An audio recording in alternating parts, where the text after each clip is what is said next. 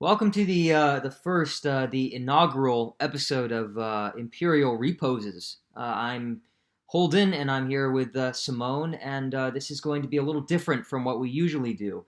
Usually on the Imperial Tides podcast, which is really the only thing we have on this channel so far, besides Coffee with Holden and Tea with Simone, which are basically just solo versions of the Imperial Tides podcast. On the Imperial Tides podcast, or ITP for short, on ITP, we usually talk about movies and TV shows and maybe plays and operas. Eventually, we'll do opera, but we do that sort of thing, and the conversation is always focused on that because that's what that show's about. So I figured we would try something a little different. We would do something a little chiller, a little more just kind of kind of loosen the ties a bit and just take it easy and just have a casual chill conversation for about an hour or so, and that's what these are going to be. They're going to be cool downs. They're going to be just chill little kind of hangout sessions with Simone and I, and eventually, if we do ever get an audience for this channel and this kind of thing, if people start watching us, we'll turn these into live streams, and then you guys can come and hang out with us too, and you can hang out in the chat and ask questions and everything. But for now, we'll just make them as videos, pre-recorded, and then upload them to YouTube, just like we do everything else on the channel so far. And so, yeah, that's pretty much the basic gist of it. There's no script or anything. It's just going to be us talking. It's just going to be very, very chill. So, I don't know, Simone, do you want to add anything to that before we get started?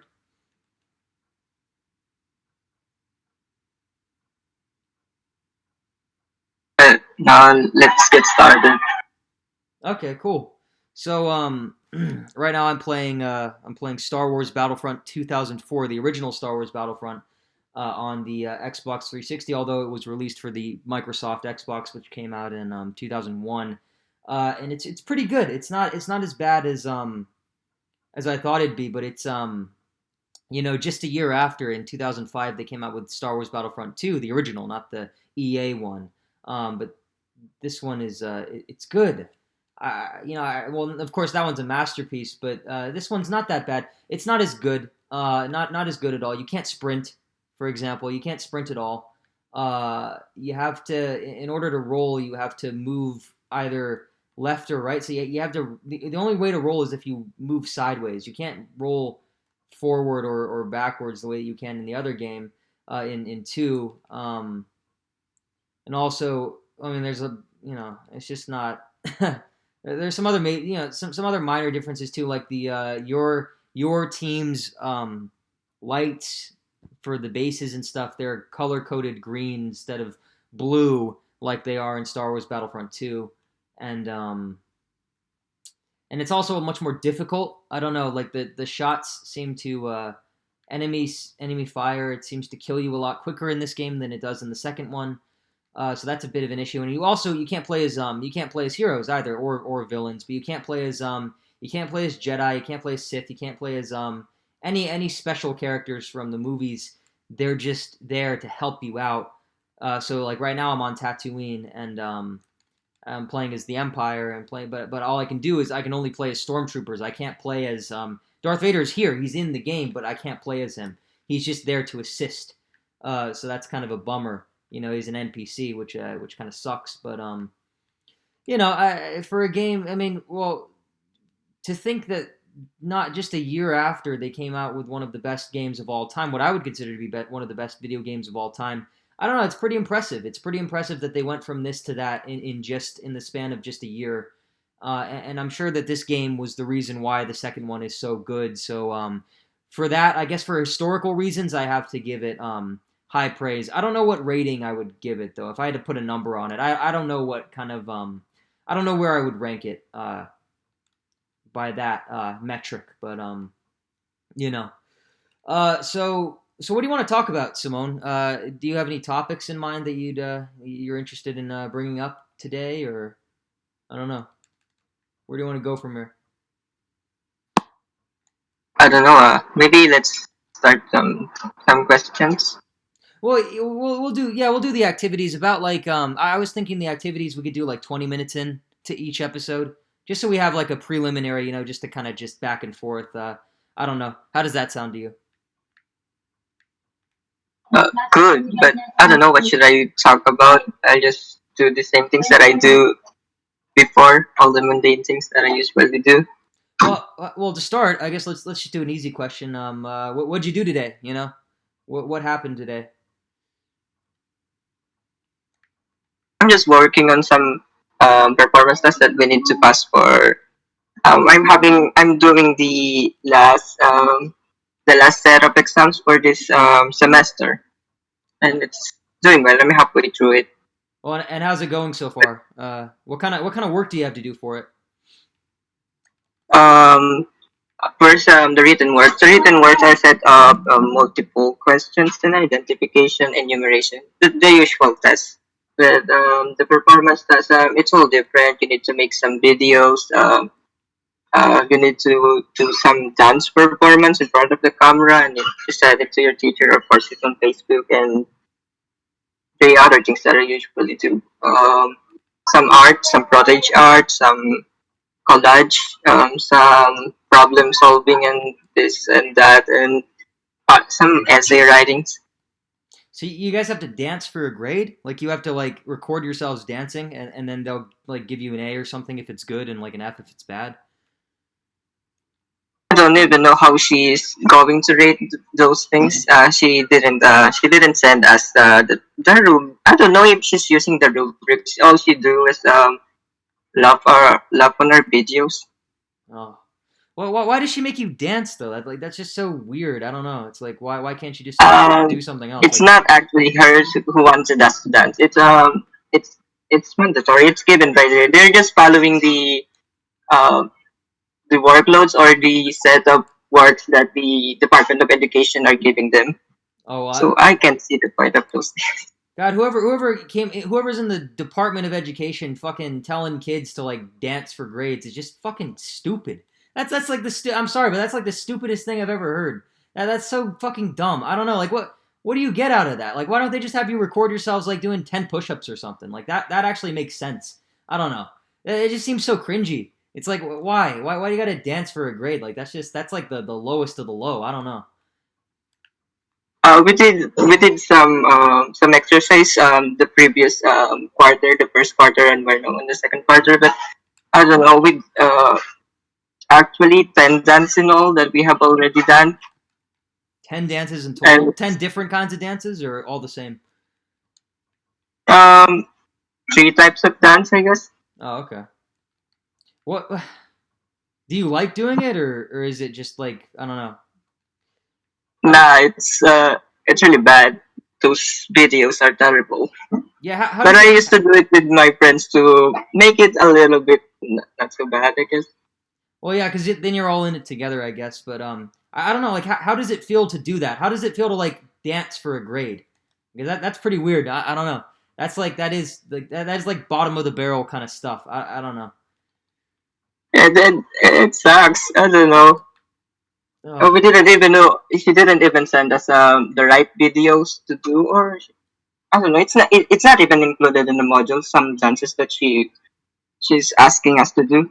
so they just made it up and just like said, "Here, just do this because we don't have any other ideas to just dance for us basically." Yeah. God. Uh, well, I'm glad I'm not in school. There we go. That's just another reason for me to enjoy all this free time I have. But how about this? So, so you've been listening to a bunch of albums that I've been recommending you lately, and you've been doing reviews for each as a way to kind of, I don't know, analyze the lyrics and kind of just work your brain. It's a nice little like intellectual activity, kind of keep the brain active, and work on those, I guess, like critical thinking skills. That sort of assessment to like judge music. It's a good way to think more clearly about certain things. Uh, how's that been going for you so far? How do you feel about doing that? Good. It's a great experience because I don't really used to listen to music before because I just got my phone when I'm in ninth grade, but I start visiting songs 10th grade, I guess. These songs, I heard some of the songs that you recommended. I hear them some from my neighbors or something, but I didn't pay much attention listening those, and it's a great experience to analyze each song. It wasn't it's different from the usual just listening to songs. Because when I listen to song, I just enjoy how it sounds, and I don't actually focus on what the songs really means, and doing some analysis about the songs is just it's a great experience. That these songs are more than poetry. I guess it's similar to poetry because there are some the background about this writing these songs, and they didn't teach us that much about music in school. It's just random notes, or I don't even remember what we did about music at school. But getting into, I don't know much about the music theory, but I watched some videos about it, and it's great. I just thought that making music is just it's just a random idea that pops up in your head, and then you play the instrument, and that's it. But it wasn't that. Music is something that you can construct, or just like some mathematical problems or something, just as engineering. It's great experience. Cool. Right. Yeah. Yeah. Exactly. And what do you think of what do you think of the band Blink 182 so far? Because you've been listening to a lot of their albums lately. Uh, Great.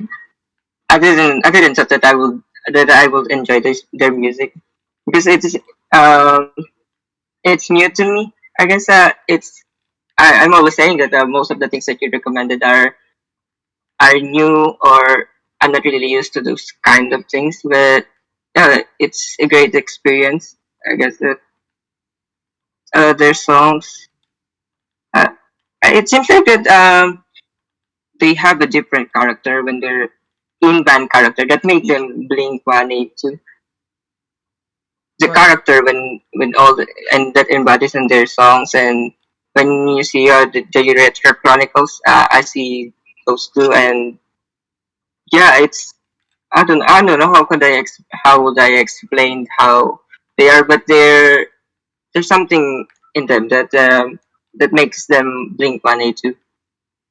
And so I guess well let's go album by album I guess. Well, let's just start with that first, and then we'll work our way from we'll start at the beginning and then we'll work our way from there. So what did you think of Fly Swatter, the very first demo they ever made? What are your thoughts on that? Give me like a general overview of how you felt about it and what you learned from analyzing it too. Let me check my notes. I didn't focus much on the preview on the first album that you have recommend me or asked me to review. Oh, so you're gonna look at your notes? No, I just just you don't have to read your notes. Just like off the top of your head, like how'd you feel about it?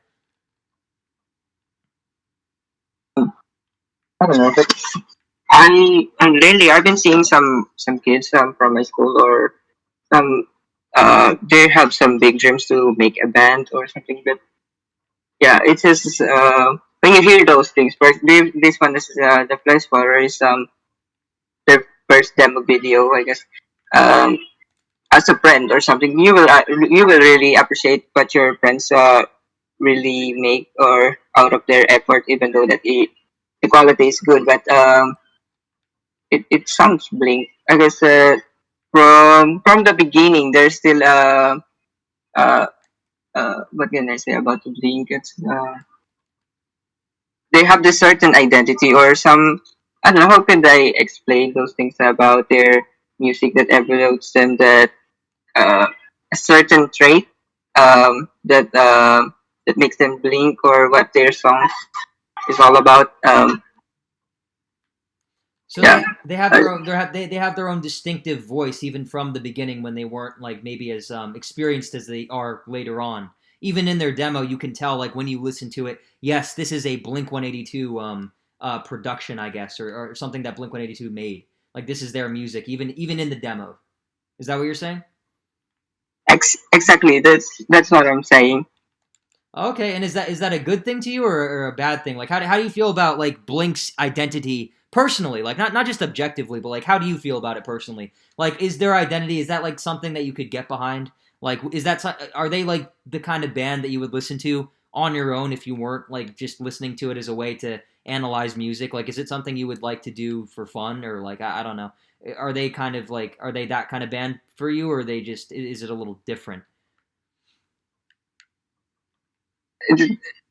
Their songs I will listen to this. I know, I enjoyed both ways. I guess for the from the start and the analyzation process, I really enjoyed those parts, and also just listening to their song for fun. I enjoy both ways. I guess that what I really like about them is just the distinctive identity that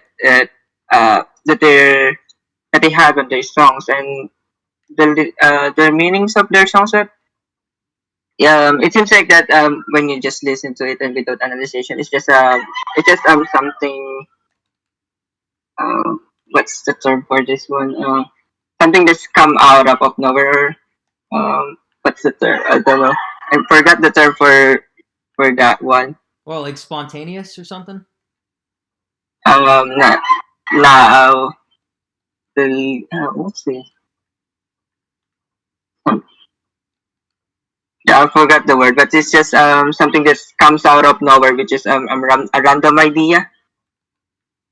Oh, But okay. listening to their songs, it wasn't just a random idea. It's just it came from a random idea, but they really think about it. It wasn't just a song.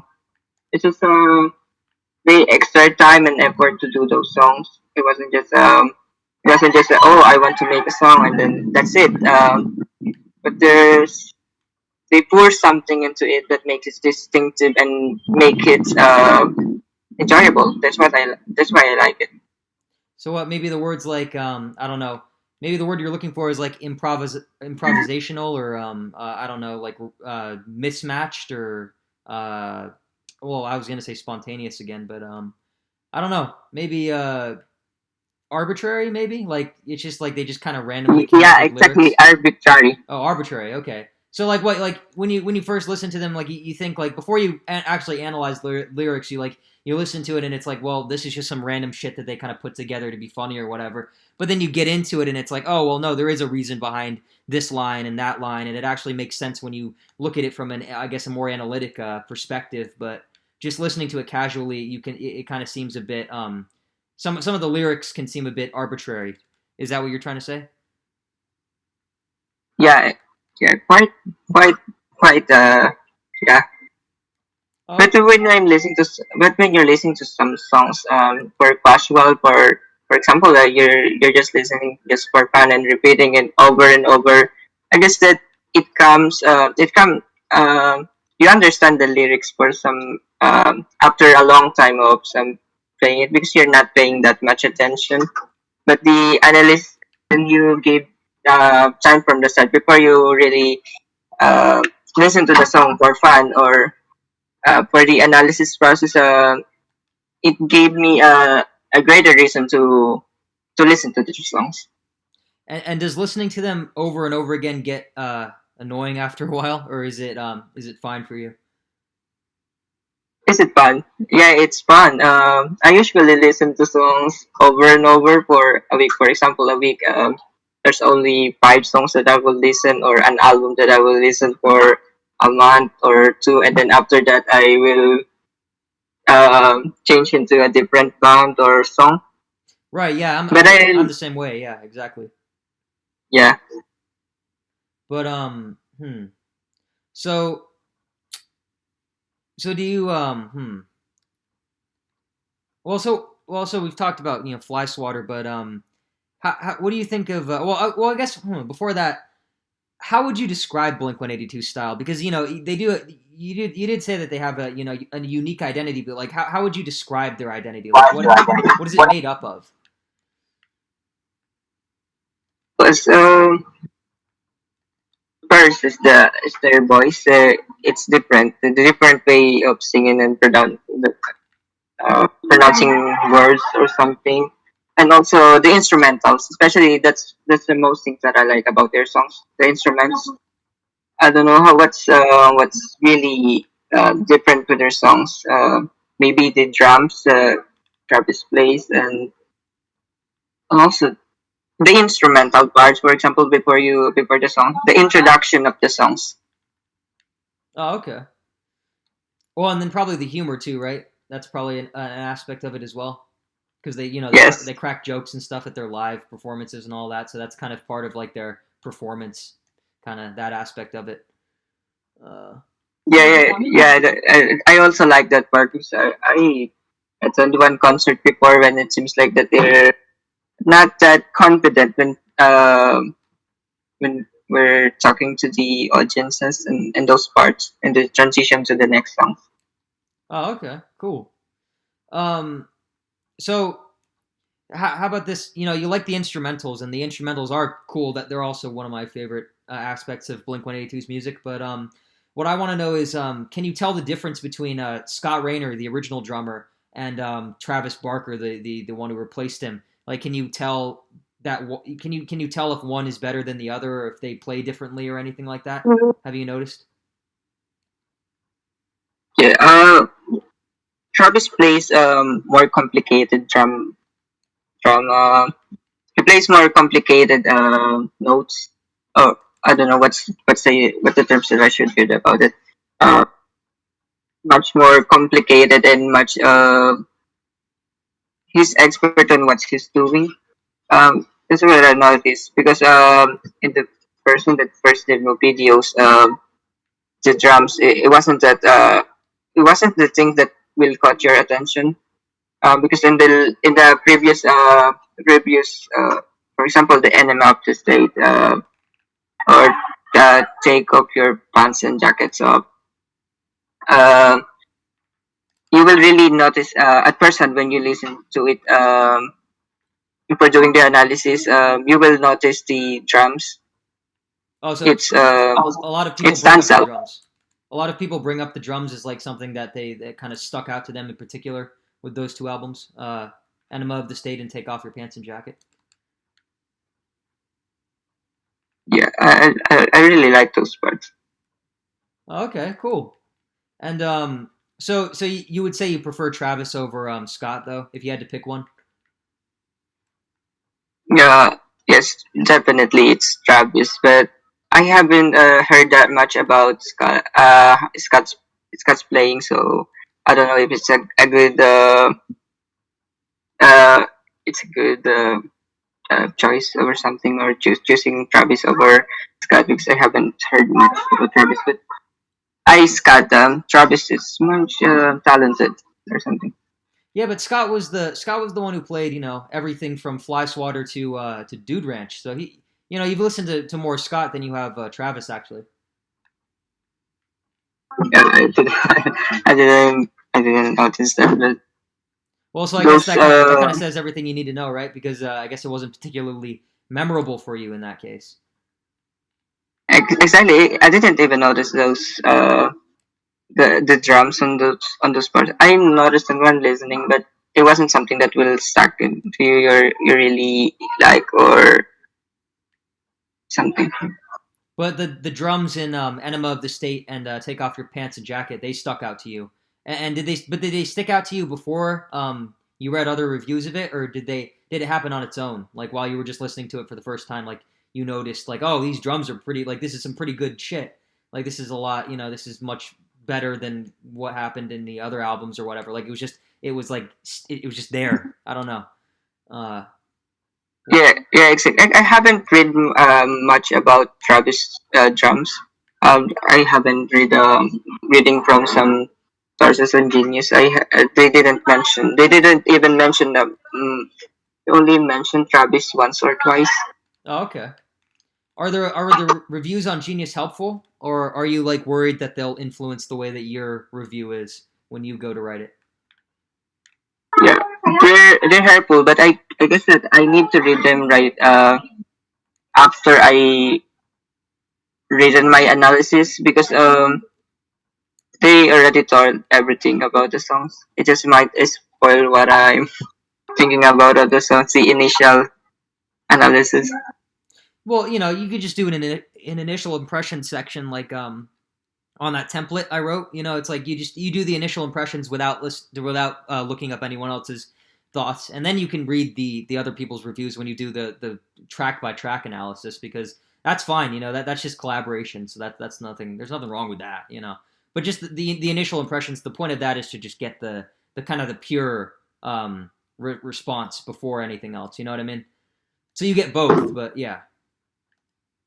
Yeah, yeah. With the initial process, the initial part, I haven't read. I mean, going into track by track, I shouldn't read those. Maybe I write the first two sentences about the songs, how it appeals to me. So then I'll read the information about the song and then write another uh, entry about it. What's changed? What things that changed after I read about those things. Yeah, that's a good idea. You should keep that in mind next time, because that could really help. Just doing that from here on out. That's good. Yeah, I like that. Um, but so we talked about Fly Swatter, right? How'd you feel about demo number two? Was it that much different from Fly Swatter, or did they kind of blend for you? Because there are a lot of the same songs on each.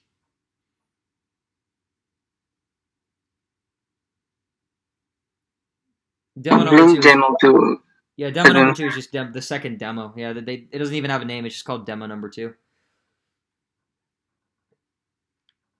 um the demo videos are um, uh, the quality is not that good. For example, the recording itself, it wasn't good because of maybe of the technology that they used during those time. But there is still some evident aspect or obvious aspect that we can that I noticed about Blink's. I don't know what's there's something that we can say that they're improving in each songs Oh, and okay. each albums and songs that they're writing. Which one did you like better, demo number two or Fly Swatter? Uh, of course, the demo number two because the improvements are yeah Was it like a big improvement, or like just a kind of a small one, like a minor one? yeah it's a minor one, but maybe because they use the same method or the process for recording their video, their songs. Oh, okay. The greatest improvements are evident on the studio recordings because Right. their songs, their voices or the instrumentals really stands out on the spot.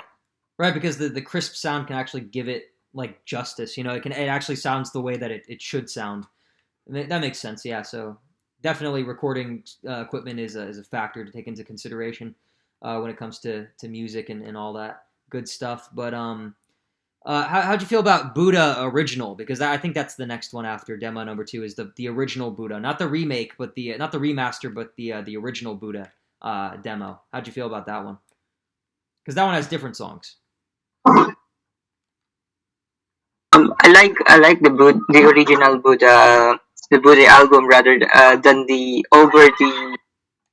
uh, the Buddha remastered version. Maybe because I listened to the uh, the original version first and then the remastered version. I listened to first to the remastered version than the original version. Oh, So okay. I'm confused about my notes. And so you like and what about the original? Do you like over the remaster? Is it just the fact that you already kind of understood everything from having done it once before, so you were able to kind of just lean back and enjoy it the second time around a little more? Yeah, yeah. I get it because yeah, I get a hint of what their songs are about or what's the link or yeah, or I get a hint of what I'm doing or what I need to do. Oh, okay, cool. And how did the way that the original demo sounded, did that affect your enjoyment of it, or was it still good? Like you didn't mind even with the remastered version, you still like the original because, but I don't know, like how's the sound aspect of it to you? The sounds aspect are, I guess it's the same, but there are some evident parts that they changed the lyrics, but I didn't notice much on those parts just because I'm focusing on how does this songs appeals to me.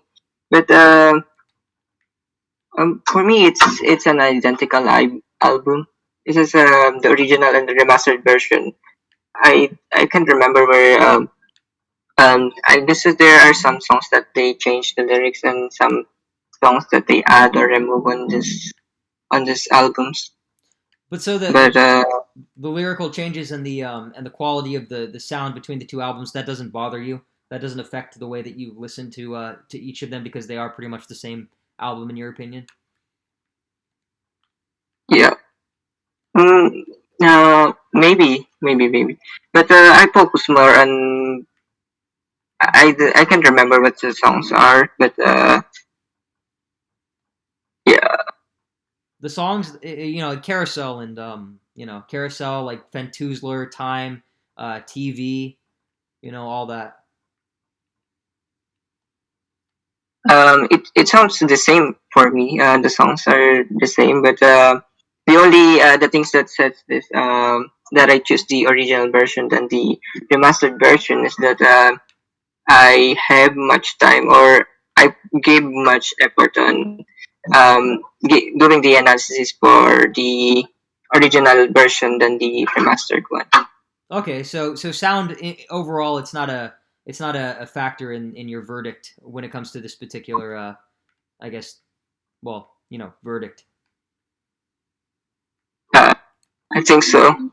But Okay. maybe if I'm listening to those songs for the second time, there's something that will set things different or something I will notice. So because I already done most of their songs, so I got this some sort of taste or something that I'm looking for when it comes to things songs. Okay. So do you think you would have enjoyed the remastered version better than the original if you had listened to the original first and then the remastered? I, I think so. Yeah, that would be yeah, that would happen because I guess the analysis part mostly depends on how focused I am on what I'm doing, and maybe how what's if I'm knowledgeable enough or the information that I'm getting this supplying just to do the analysis is enough. Okay, cool. And well, so then after that, what you have Cheshire Cat, right? How'd you feel about that album? About Cheshire Cat, I also like this album. Uh, Cheshire Cat and some of their songs from I can't remember, but I know that there's also some of their songs from the Buddha albums that are included in this one. Yeah, they have Carousel on that one too. Um, I'll look up the track listings if you need me to. Let me see here. Uh, Cheshire Cat. That one has a lot of new songs on it too, though. So they added a bunch to this one compared to the demos and everything that came before. Uh, so yeah, this one has Carousel, M&M's, Fentuzler, Touchdown Boy, Strings, Peggy Sue, Sometimes, Does My Breath Smell, Cacophony, TV, Toast and Bananas, Wasting Time, Romeo and Rebecca, Benoit Balls, Just About Done, and Depends. Do you have any favorites out of any of those?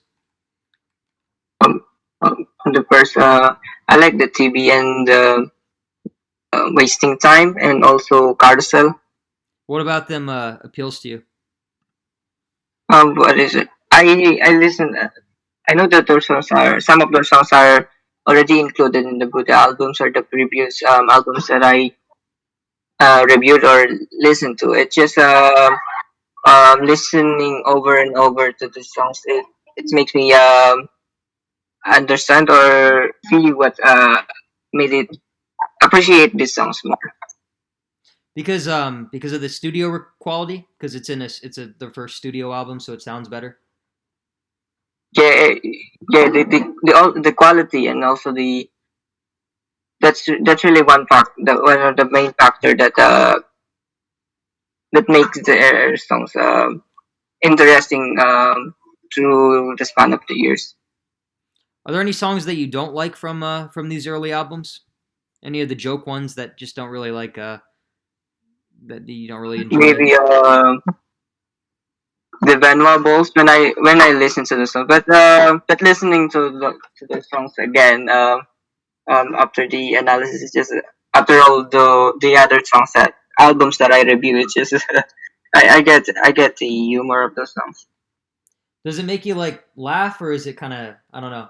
Is it just kind of like, oh, that's funny, but it doesn't make you laugh, or does it actually like bring something out of you? Does it give you? Does it bring about a like? Does it trigger an actual emotional response, or is it just something that you look at critically and go, well, that's funny?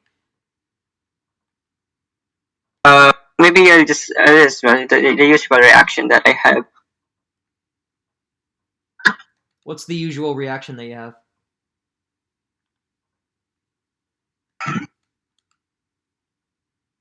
Oh, okay, yeah, I got you. Yeah. I got you. Yeah, yeah, yeah. Makes sense. Makes sense. Yeah, just a just a little smile. Yeah, yeah. That's me too. I think that's common. I think that's most people, honestly. Uh, that's cool though. But what I was asking basically in that question though was like I was trying to gauge how effective they are as comedians, because they're musicians first, but then they're also you could argue that they're technically comedians, I guess, if you at least a little bit, right? They have a comedic edge to them. So do you think they are like capable in that regard though? Like, do you think they are competent at making people laugh and like at being funny, or at least as funny as they need to be, considering that they are, of course, musicians before anything else? No, I guess it's not that more on they're playing some character or something. That it's just the character, or if they are playing some characters, just it just makes it just embodies them. It's just it's really convincing that you won't notice that they're acting, or it's just I didn't think that that they were just acting or something. It's just it could be just they're acting, or maybe some of the characters that are evident. So they're able to like weave it in organically with the rest of what they do, music wise and Yeah, performance wise. yeah. One of the aspects that I like about. And it does it enhance the music for you? Yeah, um, I didn't do that before. I usually just play a random song or listen to random songs without knowing the background of the artist. But knowing doing some research like this, what I did in this analysis, getting to know who the artists are or what's the background of them or for writing the songs. It's just it makes the songs more interesting. Right. Yeah. So we've done okay. So we've done Cheshire Cat. Well, we did some. We kind of covered everything. So we did like even the obscure stuff. We did like everything. So oh God, what is? How'd you feel about wasting time? The EP on its own, just that little. It was like a single with a couple songs. How'd you feel about that wasting time? Well, it wasn't an album, but it was a single with like extra tracks. How'd you feel about that one? Because that was a separate work from Cheshire Cat and everything else. Yeah, the quality is different. It's different. The quality is not that good, but Yeah, that's the I one with en- the two like booger people or whatever. Like the two booger men or whatever on the cover, the green guys. yeah, that's quite uncomfortable. But getting into the songs makes me understand why is it there, what's there. There is for them to put it there. Do you like the recordings? Well, so the sound quality is kind of messed up. But do you like the recordings there better or worse than the ones in other things like Cheshire Cat? Because it's the same song, but it's on that thing separately for some reason. It's a different recording. So, which one's better though, the Cheshire Cat one or the Wasting Time one? Maybe it depends on my mood, but I prefer the Cheshire Cat one. I guess that the recording they put it intentionally. I guess that uh, especially the two vulgar people uh, maybe they want something or they really it's just an arbitrary idea to put those songs. So there's no real artistic point for like making a whole wasting time thing separately. It just there was no point to you. It wasn't really necessary. You don't think? Just kind of random. What I said is it wasn't an arbitrary idea. I guess that they're trying to portray something or maybe give range to their audiences. Oh, okay. And did that work for you personally as an individual viewer or listener? Yes, yes.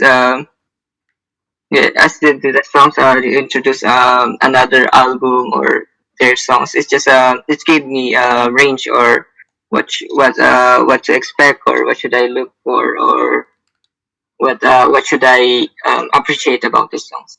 Okay. Well, and then how'd you feel about their EP? They came to conquer Uranus with the alien on it, and that one has like Zulu and those songs. Those songs, I'm not sure if this the alien exists included in that one. Is that included in the one? No, no, that one came a lot later. That was Enema. I'm expecting that that song is included in this one because before I do the analysis, I like that song. But Oh, okay. yeah, I don't know. Maybe I just expected too much about those the EP. So you came in with different expectations. Yes. Oh, okay. Yeah, the bias of expectation is it's a it's a pain in the ass. The bias of expectation. Sorry. Yeah. Um, Yeah. It's really bad. I thought that it was included, uh, but there's some their albums that it wasn't just an arbitrary idea to to put those songs. It's just in each album there's something that you can appreciate out of those songs. You can get something out of the songs that it's not just a random just listening experience that it wasn't just that you will come in and then come out with just something that initial thing that you're come up with. It's just really a different experience. so do you think that every album is like, or album or EP or extended single? Do you think they're like specially curated by the band to like make you feel a certain emotion or like tell a certain kind of story overall? Like when you put all the songs together, like it makes you feel a certain way, or it like makes you imagine a certain kind of scenario or something. Like is that the impression you get from all the Blink 182 stuff you've listened to so far? Like each one tells a distinctive kind of narrative or however you would want to describe that. Um, quite a little, but each songs I think each the impression for each track's not actually in overall the album itself that because it talks about a lot of things. It's different aspect. There are things that there are some songs that you can do that they really want to convey something similar ideas that I don't know, but what I usually notice about these albums, the improvements that they has, uh, maybe I don't know. I also comes up with some ideas or some new knowledge about the songs that they talk about because yeah, what does it mean or why is it maybe the title of the EPs or something that it makes me look on the different sides or look for some perspective that check some perspective that they wanted they might be want me to check on something. Okay. Well, and so next up is Dude Ranch. How'd you feel about Dude Ranch? Dude Ranch is it's the end of the early Blink era. That's the last album from like their early days. So After that, you get like Blink 182 in their prime with Enema of the State and Take Off Your Pants and Jacket. That was when they were their best. But also, well, then after that, Blink 182, the album Blink 182, Blink 182 by Blink 182, and that's from like 2003 or yeah 2003. So those three albums, that's like the grand trilogy. That's like the holy trinity of Blink 182 stuff. But Dude Ranch is the end of the early period. So how'd you feel about Dude Ranch? Um, that's the album that stands out on the first era of the Blink of the band. It's just maybe it's the more it's the best when it comes to the technical aspects and also the what does the song really means or yeah it's the best album out of those out of the first era. Uh, I can say that I like it all that's the album that I like from the first era and yeah, it's kind of summarize things up or something. Just how we should uh, watching the retro chronicles and listening to some of their songs. It just some of their songs or some of the ideas that I come up with um come place in my mind of what their songs is all about or how did I get into those things or it's just a summary or something. Oh, okay. So you think that Dude Ranch is like the culmination of all their early efforts, like everything that they were trying to do up until that point, like that's just the best possible version of everything that they'd been doing up until then. Kinda, but I also like the Cheshire Cat album. Those two. There may be a point or something that sets the Dude Ranch album. That's why I like it better, or something that made me appreciate it. So like maybe there's more like I don't know lyrical substance to it compared to some of the other ones. Yeah, kinda. Well, that makes sense though, like because a lot of early Blink, it's just a bunch of breakup songs and shit. It's pretty much the same thing every single time, just told in different ways. Same kind of story. Just there's this girl, and then I broke up with her. We got into a fight, and I or whatever. Just the same kind. Just that typical kind of teenage shit. I guess just the life of an adolescent in California in the 1990s. That's what they're about, which is good. And I like it, and it's extremely easy to listen to and just pick up and listen to at any time. But yeah, it cannot be denied that there is a lot of uniformity with those original, those early songs and early albums. That would be my one complaint is that a lot of it is just kind of variations on the same shit over and over again. There's not enough of a range for me in those early ones. Not that they're bad, but if I'm going to look at the whole Blink 182 canon or discography, I definitely prefer Enema of the State and Take Off Your Pants and Jacket over the early stuff. As much as I like Dude Ranch, I gotta put that out there. What do you think? Yeah, maybe the reason but there are a lot of variations. So there's some they're trying to make it sounds better, or maybe they're trying to experiment that they're trying to improve things out or something. That's why that's why I also agree with you that I appreciate the latest album than the over the previous works that they have done in the first era. Well, yeah, and it can't be denied that that they are kind of immature. Like they keep telling the same fucking jokes over and over again, and they can't help themselves. Like they're constantly making like fucking poop and sex and shit jokes and stuff, just constantly. It gets a little old after a while, and they're not as talented yet because that's the thing. It's like I think what made those other two albums so good is that you can tell that they're like old enough to get to get how stupid the jokes are, right? But they tell them anyway, and that's what makes them funny. Is that they know that they're fucking dumb and they still tell them. But in the earlier ones, it's like they're kind of just a bunch of teenagers fucking around. It's a different vibe, you know what I mean? It's a different vibe. It's a different atmosphere. It's a different context altogether. But I prefer the former to the latter. But that's just me. I just think when they were in their prime with Enema of the State and Take Off Your Pants and Jacket, like that was just the perfect balance of everything, maturity and immaturity, experience and I guess youthful energy. It was that sweet spot for them, career wise. Yeah, yeah. They're also parts, and that's also evident from their songs that they're writing that the traffic scams. For example, the anthem version 2. Uh, it's really a different songs that you can say that they're really matured. Well, yeah. So let's talk about that now. What did you think of Enema of the State? Anime of the State. That's the number one. That's the album that I like the most. That's your favorite? Uh, yes. So far, but I'm playing it over and over for a couple of days now. Okay, and so well, just talk to me about it. Like what do you like about it? What makes it your favorite compared to all the others? What I like about it is just it's just the songs are really appeals to me. It's not because I exerted the same effort for the this one.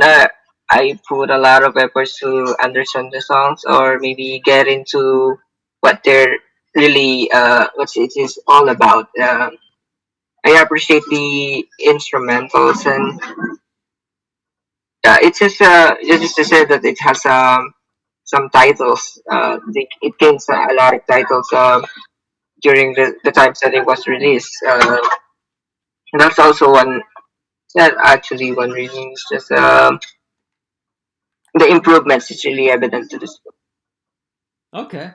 Well, and I guess this is one that we can kind of go track by track on because well, you've been listening to it for a while, and well, it's also because compared to the others, this one just I feel like this one there's not a single bad track in the album overall. All of them mean something different. All of them have a different purpose within the album overall. So if it's all right with you, I guess let's start with Dumpweed. How do you feel about Dumpweed? That's the first track on Enema of the State. I'm confused about stump it again. Wait, let me check my notes. I'm really confused about. I really I only remember the title when I'm just listening to those songs. Oh, okay, sure.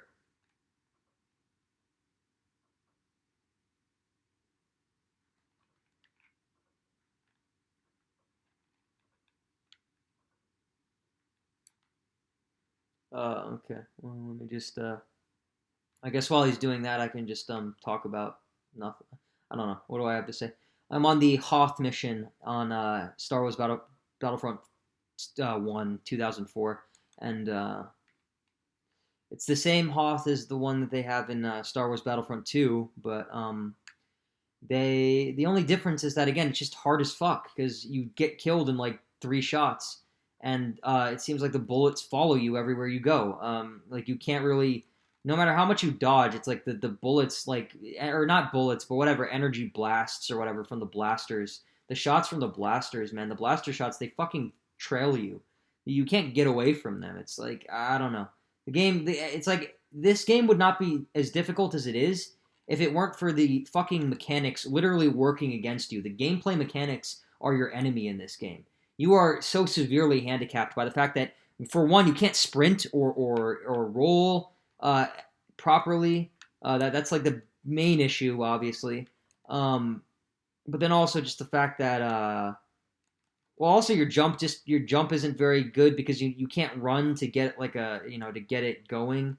So you can only jump so high. It's basically a fucking it's like a hop, more a hop than it is a fucking jump. But and then you just get shot in four blasts and you're done, and that's not great. But did you find the notes yet, Simone?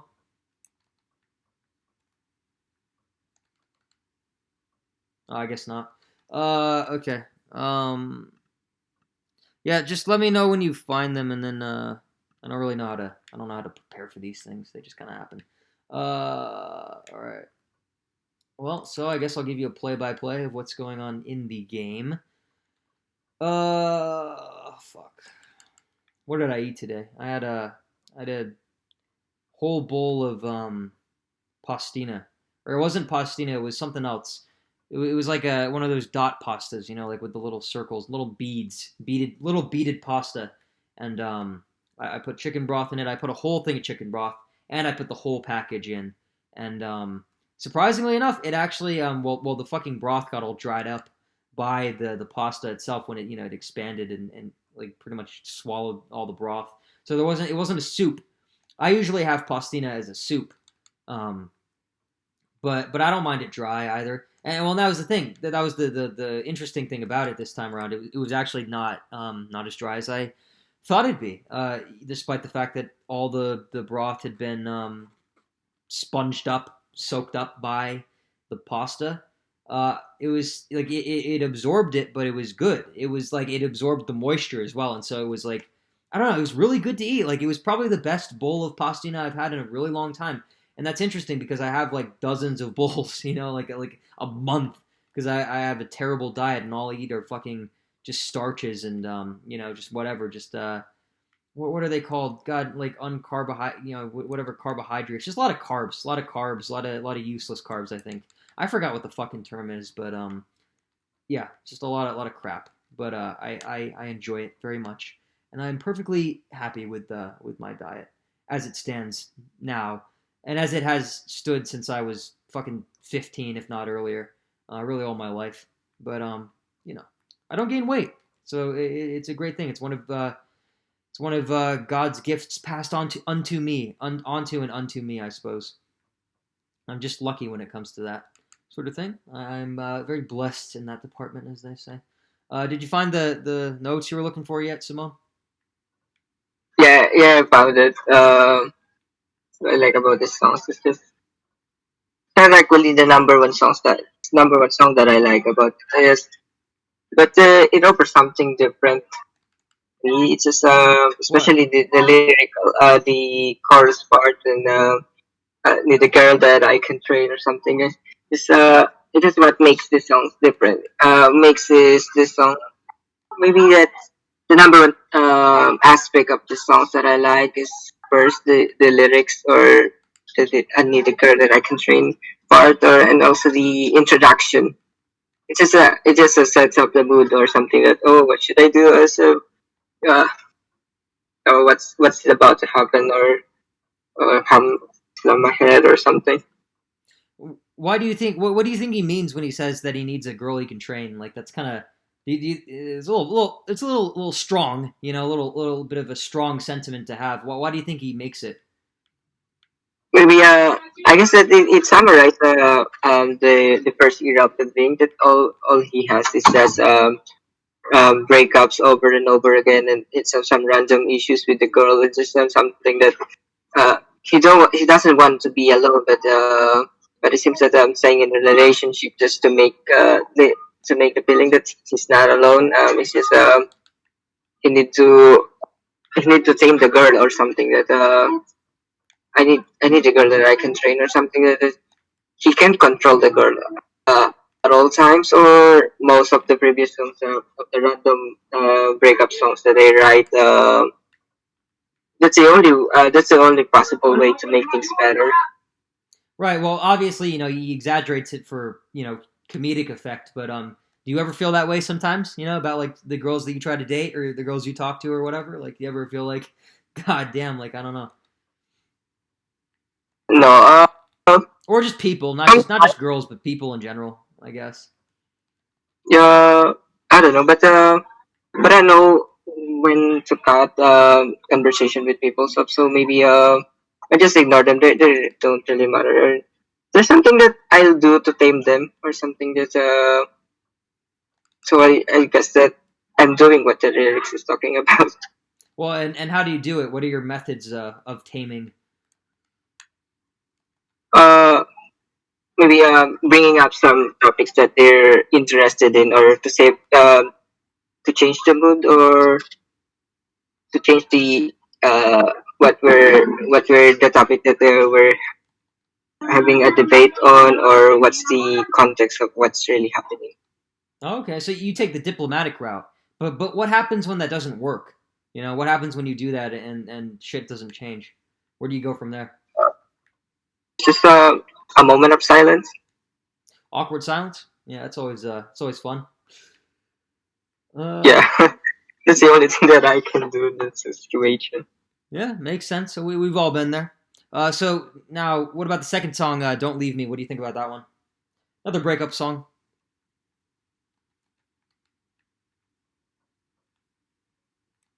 Leave me. I also like the introduction. I don't know, maybe I say it in general that all their songs up there have this the introduction that tells you what is about to what, uh, what's about to happen, or maybe you should prepare yourself to get some best music or a good song. So it's like Just the don't. introductions are like a good primer for the rest of the song. Like it gets you in the mood to listen to it. It's like, yeah, I'm ready. Yeah, exactly. The same experiences. I used to listen to this song when I'm on my bike. I don't know. It's just okay to share those things. So it's like a good like I don't know. It's like a good like energizing kind of song that you could listen to like while you're doing other shit or whatever, and it just kind of like gets you. I don't know. It just gives you that like energy boost emotionally or whatever. Because Yes, like a fast pace yeah, and stuff. especially Yeah. when first I get up in the morning and then listening to these songs and Right. I don't. Yeah, it's a it's a good. Not, I guess it's like it would make a good alarm. I guess. Well, if you used it as your alarm, you'd probably get sick of it because anything you use as an alarm fucking pisses you off eventually. It's just kind of the nature of the thing. But yeah, I'm totally with you on that one. What about Aliens Exist? You said that you liked that one, so talk to me about why exactly you like it. Especially I say it again, the introduction. No, the There's introductions. there's something on this. That's really caught me. Or the first time that I listened to the songs for the first playlist that you shared to me, share with me, it's just it's really the Blink song that caught my attention. It's just the most for me. It's the most effective introduction. Okay, and then what about going away to college? Going away to college. It's over some kind of some emotional or something that uh I don't know. It's not actually bittersweet. It's just my friends or the people that I. It's not actually that I'm leaving this place when I go to college. Everyone just stays in the same place for half of their entire life or almost of their lives here. Ah, okay. So is it hard to relate to? I can relate to those things because it kind maybe you still live with the same place, but when you're attending the same different classes or different set of or you're doing different set of things or the people that you're usually hang out with or something, it's just uh, you didn't see each other or maybe that sets things up or something that make things different. Right. Yeah. Right. And Exactly. I just that I don't know. I just maybe that's the reason why I'm overthinking a lot of times. It's just when you realize that people you just hang out with this. Just there's not much really connection into it. That you're just hanging out for the sake of the you don't have anything to do. That's what this song is. But what comes up to me when I'm listening to this song. What do you think of What's My Age Again?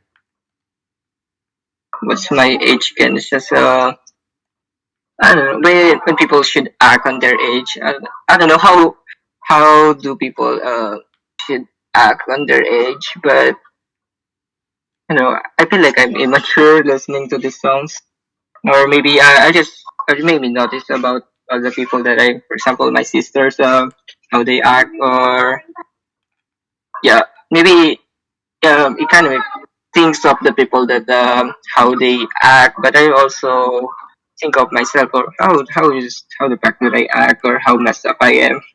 But Oh, okay. I like this song. Cool. And then what about Dysentery Gary? That one's a pretty good one.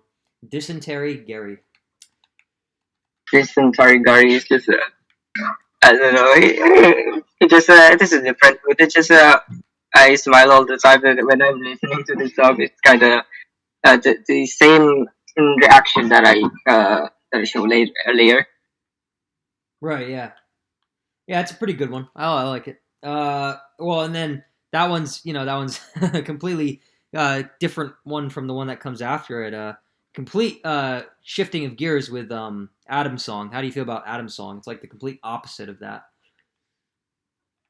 Maybe that's what most people on maybe on the sources that I check, and this one is the most the usual favorites about this album. The It's not my favorite song, but it's just one of the songs that I really like about this. It's would say it's okay to say that it's relatable, that everyone can relate to this song. That I don't know how those random thoughts comes out and kind of ends in without noticing that it really ends at all.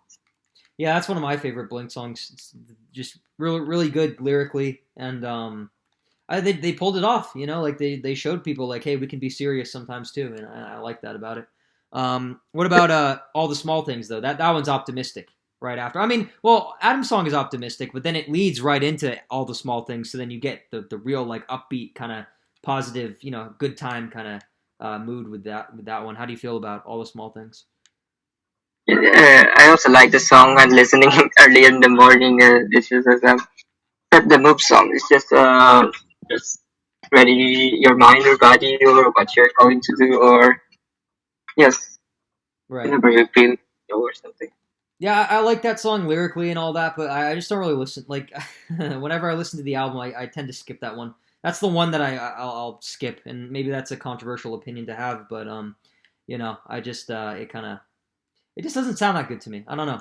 Maybe I like the way Adam's song sounds. I like the bass in that. I don't know, but that's just me. What do you think of the party song?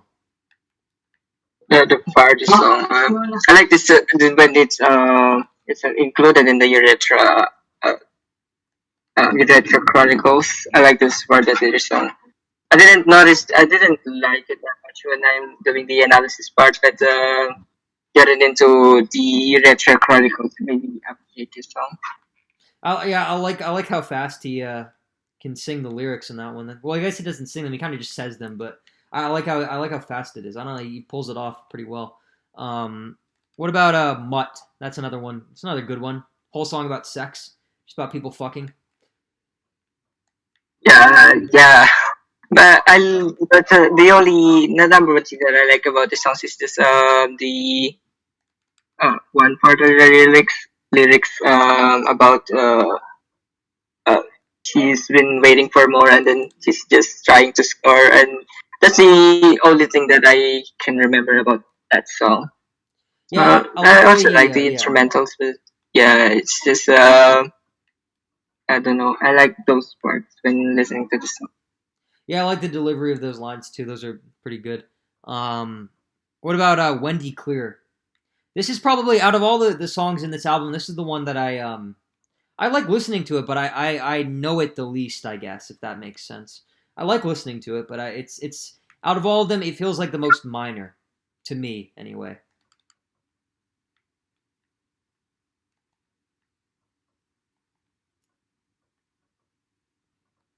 Yeah, I need to listen to it again just to remember what the songs is all about. It's just it it doesn't yeah I it doesn't notice this much when I'm listening to the songs than the Adam song and the Aliens Exist or What's My Age Again. Those are the songs that I like the most. But maybe this one is the most, or maybe I can say that it's just an average or sakto lang. Well, I think the problem is that it's surrounded by really good stuff. I don't even think it's that bad a song. I just think it's like better than 90% of like what's out there. I would say that, but the problem is that it's surrounded by like masterpieces almost. You know what I mean? That's the problem. It's like it just Yeah, isn't in that exactly. class. Yeah, everything else kind of it gets overshadowed by everything else. But that's the Wendy Clear. That's the song about it's like whatever like Mark wrote it because he met some like girl in the music industry or something that like he wasn't allowed to date or something, but then he like proposed it to her or some shit. I think that's the background for it. So it has like a really like interesting backstory. But then the song itself is just about like boating or something. It's about like just whatever. It's about that, but It doesn't much find much connection. It wasn't that obvious at all yeah, for me, I guess. it doesn't paint as clear a picture as something like Adam's song does. Adam's song has like the details that are the super specific details that I really like. That's what I really like about it. Like the whole thing. Like remember when I spilled apple juice in the hall? I like those couple lines. That's pretty good imagery. Like those are just those work on like multiple levels. Because they paint a picture in your head. Which I don't think that it's not that Windy Clear doesn't do that, but again, it's not as iconic to me. I don't know, but I don't mind. Like I like listening to it and everything. But yeah, it's just out of all the songs in the album, it's the dwarf. You know what I mean? It's like the Pluto of the album, at least in my Yeah, opinion. yeah. I usually listen to the songs randomly, but not as much when the clear plays. Yeah. Well, and so then after that you have Anthem, and how do you feel about Anthem? And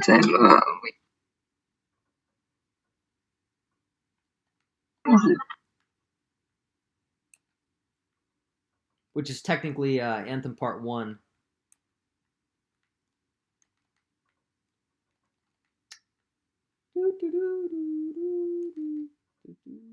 Oh God, it's so high pitched. All right. Okay, let me. yeah, yeah. I'm really sorry that I tend to forget what the songs are. How does it sound? I didn't much kabisado. I haven't memorized all the titles, but yeah, I also like this song. I don't know, maybe overall the album. I like the album, so maybe to summarize this all, I like all the songs included in this album. Okay, yeah, cool. Yeah, and also there's some iconic part on this, how they pronounce the lyrics or that part. Right, yeah, the way Tom likes to extend his vowels and stuff, like it's a weird thing with him, but I don't know, it works. It works. I don't know why it works, but it does. It's interesting. But Anthem. So like, if you don't know, an anthem is like in the U.S. for a while in like the late '90s, early 2000s. An anthem was like a teenage anthem. That's what it refers to. It's like a song that like teenagers will play like really loud in their cars or something. Like as a way to like rebel and as a way to like be like, this is who I am. Like this is me. This is my personality. This is my identity. Or whatever. That's what an anthem is. An anthem is supposed to like relate to the kids basically, and so that's what anthem is. It's about parties and saying fuck you to your parents or whatever, and just going nuts and enjoying your youth while you still have it, I guess, and saying fuck the system and all that, and just having a good time, just having pure adolescent chaos and all that, getting fucked, getting drunk, all that, whatever. That's basically the crux of what this song is. That what anthem is about. What that song is about, and it's one of my favorites. I think it is great. It's a great anthem. It works. It's exactly what it says it is. It's an anthem. It's a great anthem, and it's probably one of the best things Blink has ever done, honestly, and I like it a lot. What do you think?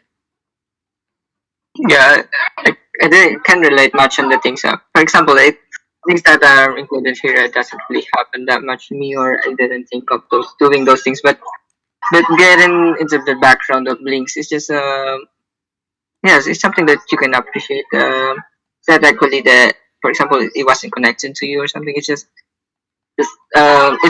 something important to the band or the background or uh yeah.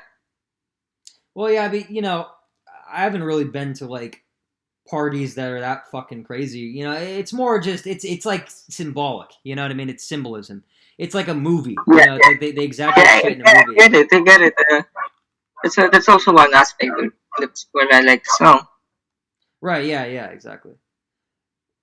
Well, and I just think it's like the perfect scenario too. And like I said, like we were talking about earlier with like painting pictures and shit like that. That is like the perfect scenario. Like they build up that scenario. Like you can imagine like that party scene and everything perfectly. You know, it's really good. And in a way, it's like a spiritual successor to the party song because I mean, again, it's another kind of like wild fucking teenage party or whatever. Good times though, good times. Some of that Yeah, good.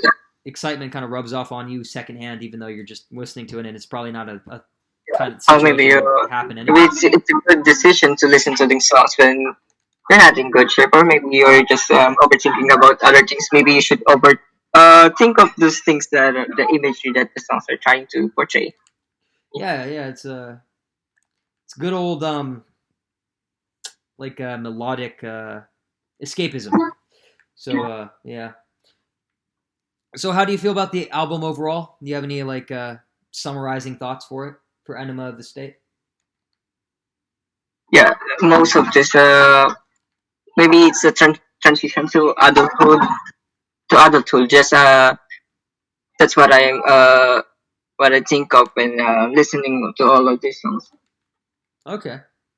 Well, do you want to move on to take off your pants and jacket? Uh, sure, sure. Okay. Do you have that pulled up? Yes, yes. Okay. So, well, leading directly from. Oh well, I guess before we do this one, how'd you feel about the Mark, Tom, and Travis show? That was the live album they did. That's really effective. That uh they said that some of the reviews that I read that it's just the Blink. It's not that good when they're performing live. But this one is I didn't see that much loss or something that they're talking about in this one. Right. Right.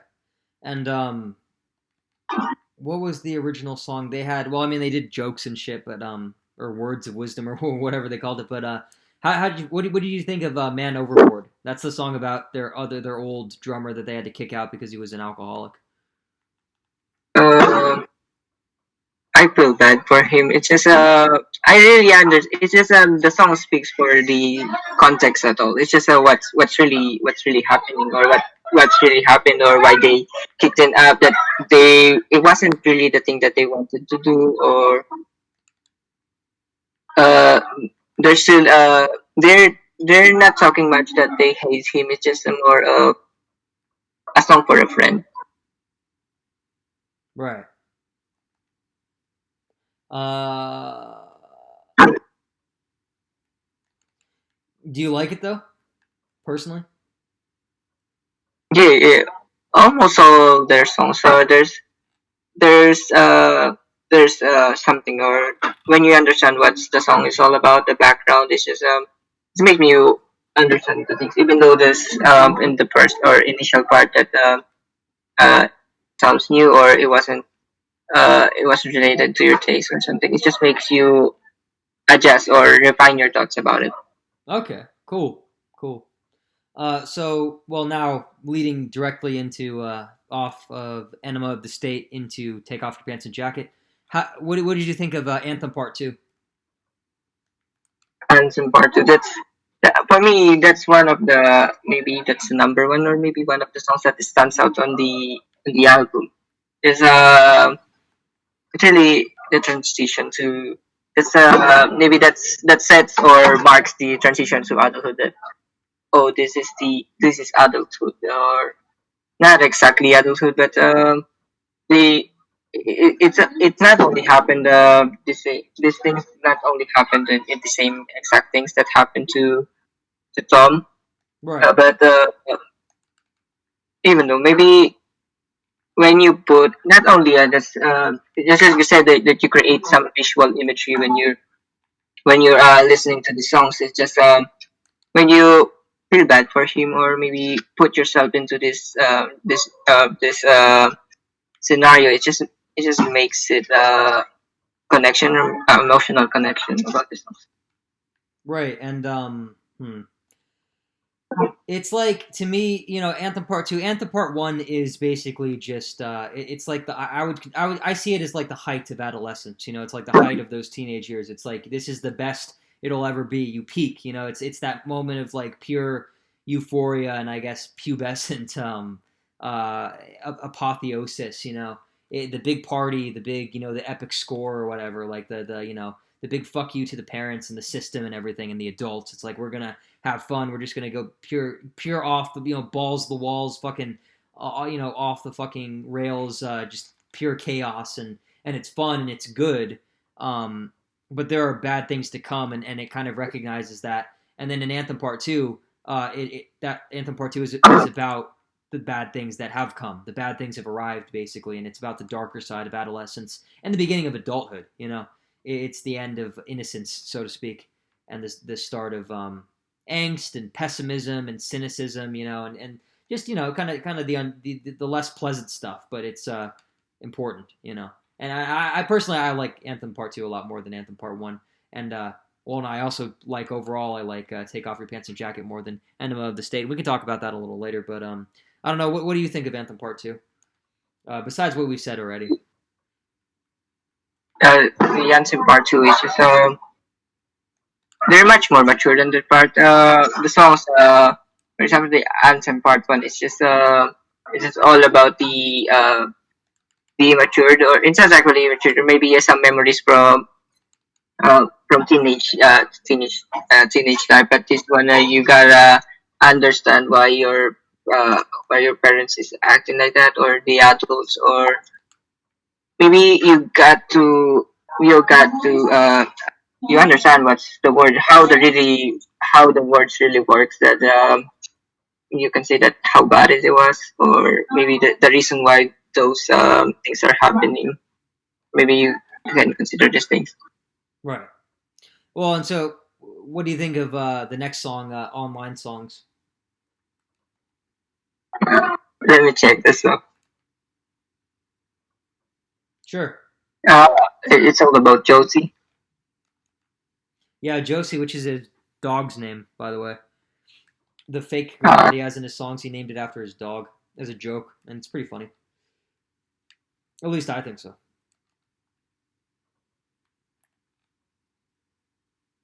I don't know. This is I unfriended some kids that from my school, or some acquaintances, that they're always sharing some stuff that most of the people that they just met on the internet, and just some repetitive rants over and over about the playing the victim or something. I don't understand what the context of their posts are, but I don't like about this online dating or something. Well, Yeah, the digital drama or something like that. yeah, the digital drama, exactly.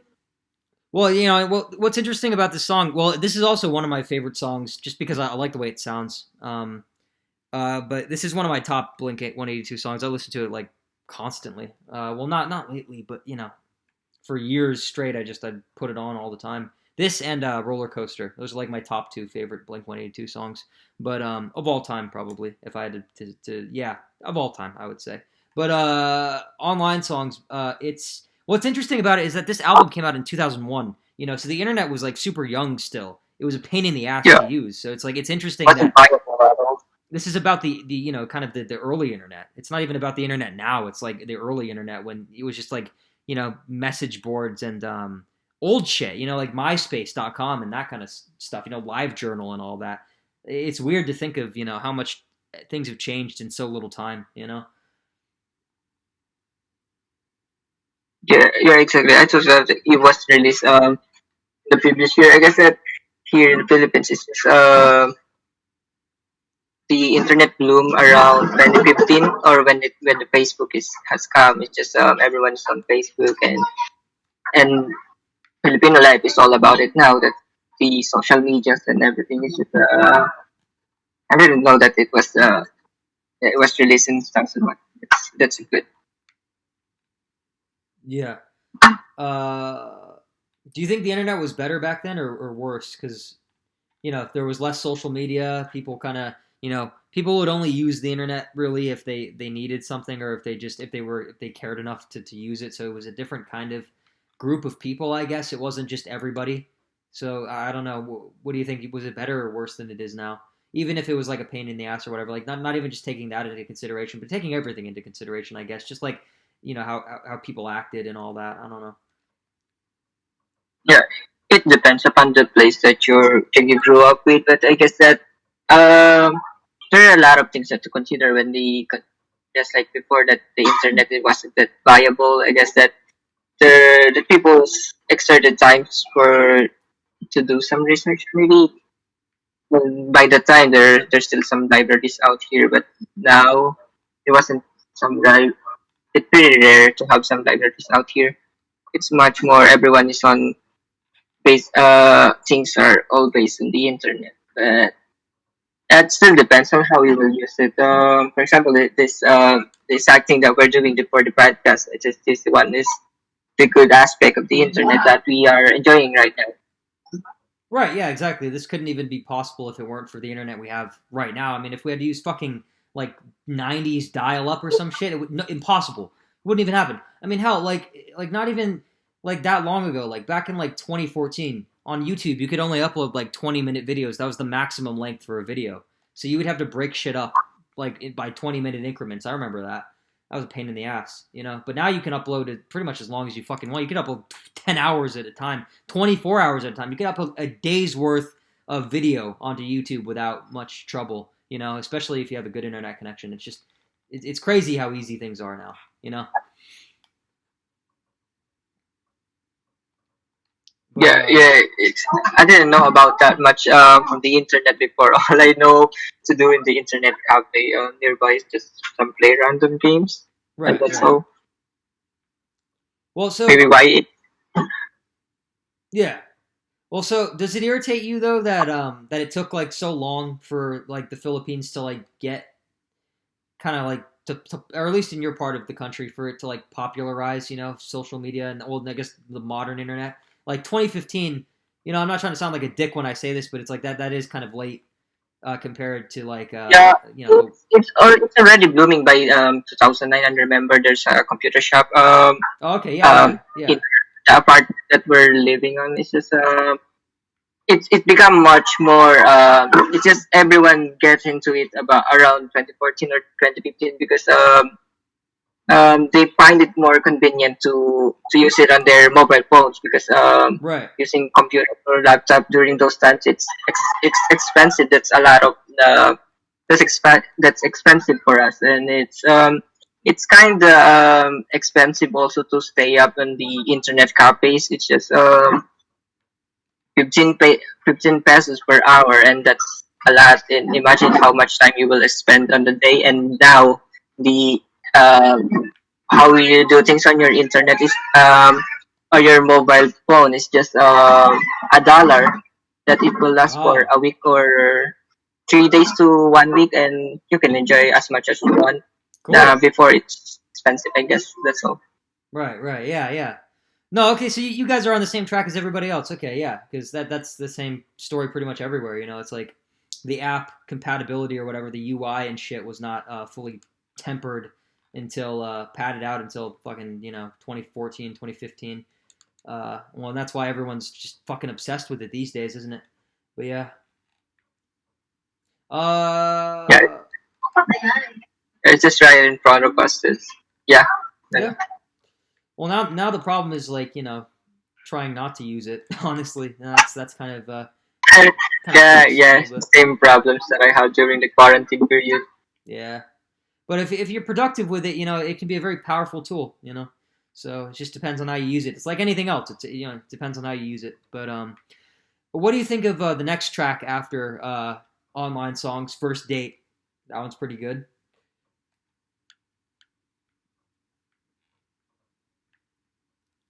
First Date is one Yeah, of the songs that yeah. yeah, it's just when around last year during this time when you recommended the Blink 182 that you said that I should check out this songs. This one is the person that I heard the first Blink song that I spent the time to listen to, but it doesn't appeal to me that much during those time. But after a year that I do the analysis part, it's just for example, the in the Electra Chronicles, the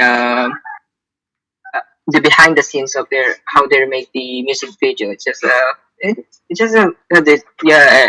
I miss. I just said to myself that I miss something. I really miss a lot of things. So having the context helped you appreciate it more. Yes, yeah, I guess all of their songs is just spending time or allotting time just to do some analysis. It makes you appreciate the songs better, or maybe um, understand why you what are the things that you should like or don't, or the things that doesn't appeal to you that much about it. Right, that makes sense. Um, also, well, this song and this song, First Date and The Rock Show, these are two songs that are pretty funny because the backstory behind them is they're basically both kind of joke songs because like their studio, whoever the fuck told like the record people or whatever, like the suits basically, the executives or whatever told them that they had to write at least like two poppy songs, like pop mainstream songs that a lot of people would listen to. And so they wrote these kind of cynically. They wrote them just to they wrote like the most poppy kind of generic songs they possibly could, and that was kind of the whole thing behind them. And they actually sound good, and they're good pop songs in and of themselves. But then knowing that like what went behind making them, it also makes them pretty fucking funny too, because they're ironic. They were written ironically, like they were written to be kind of as dumb as possible, but they work, and that's the beauty of it, I think. Yeah, yeah, yeah. I didn't listen much to the songs. I after doing the analysis, I just listened to this album once or twice, and I didn't pay much attention for it now. Maybe I'll do it the other day or something. Yeah, yeah, sure, just whenever. What do you think of Happy Holidays, You Bastards? That one's an interesting one. Yeah, maybe some random guy said the humor is there. Yeah, his grandfather eats like a bunch of hot dogs on Labor Day, and then he like shits his pants, and then like the Mark won't talk to whoever he's singing to unless that person's parents like fuck him basically, and then what else? And it's like Christmas, and then like he does no one gave him any presents or some shit, and he's mad about it, and so God, it's so fucking stupid. Jesus, it's so fucking dumb. Yeah, God, I love it. I love it though. I love it. yeah, yeah. And what I like about this is just for example, in the culture, for example, American culture, I guess that it wouldn't be as controversial or something that if they're a Filipino band or something, because the people will take it too literally, or just take things literally, and maybe lost the meaning what they're trying to convey, or make the you or lost its humor. Oh, so the humor's different. It gets lost in translation between cultures. Maybe, but we don't really do translations here. We don't do that much translation. It's just a few words. Maybe it changed a lot, so it wasn't a good idea to translate things. Ah, okay. But culturally, not literal translation, but like cultural translation. Trying to do it like that, Filipinos might not get the joke in this one. Yeah, maybe the some for example the kids my age, or they will understand. But when you listen to where some old older demographic, they will just say that well, it's just some devil song or something. Right. Yeah. Well, that would be the same here too. Yeah. So that's pretty. Yeah. That's what the beauty of it though. That's what's fun about it. It's for the kids only or whatever. What about and speaking of what do you think of Story of a Lonely Guy? That one's pretty good. That's another one that kind of paints a good picture. It's like a guy Really, he like goes to the grocery store and he wants to like talk to some girl, but she leaves the line, and he's just a kind of a pussy, and he can't get laid, and so then he's sad about it. But it's a good song too. It's nice and serious too. I like the tone of it a lot. Very reflective, very introspective. And you like introspection, so I'm sure this one was up your alley. yeah.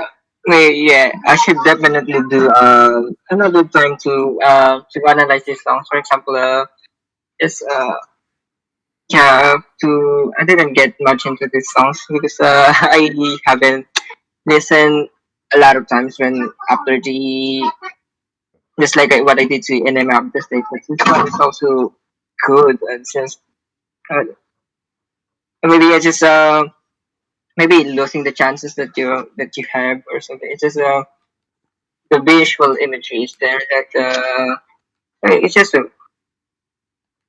I don't know how to write this thing. Right. Yeah. Yeah. Yeah. What about the rock show? That's the poppy song that Mark wrote. Tom wrote the first date song. So, but this was Mark's like pop song, basically.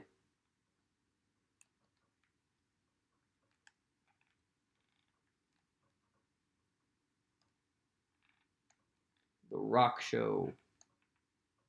Uh, I remember.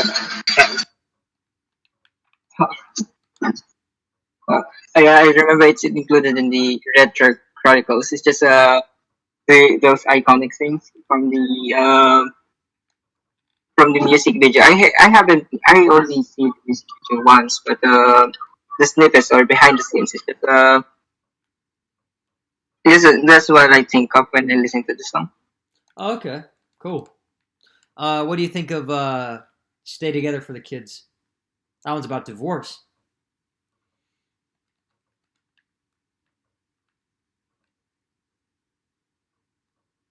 It's a fun little song about parents breaking up, family disillusion, Yeah, dissolution. yeah. I like the part, the introduction part. I know I like this song. It's added to my like songs that I like on YouTube or something. Right. Yeah. Yeah, stay together for the kids.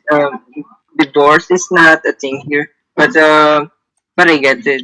The same things happen even though there's not a legal divorce or something. It's just these things happen to some kids. I don't know, or something that you can relate on to. Or the visual imagery is there.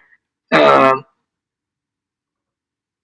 I don't know. It's just what it's really effective. There's also just the things that they want you to think of. It really comes up into your mind when listening. It's I don't know how they did make these things work. Right. Right. Yeah. Exactly. Um, what do you think of Roller Coaster?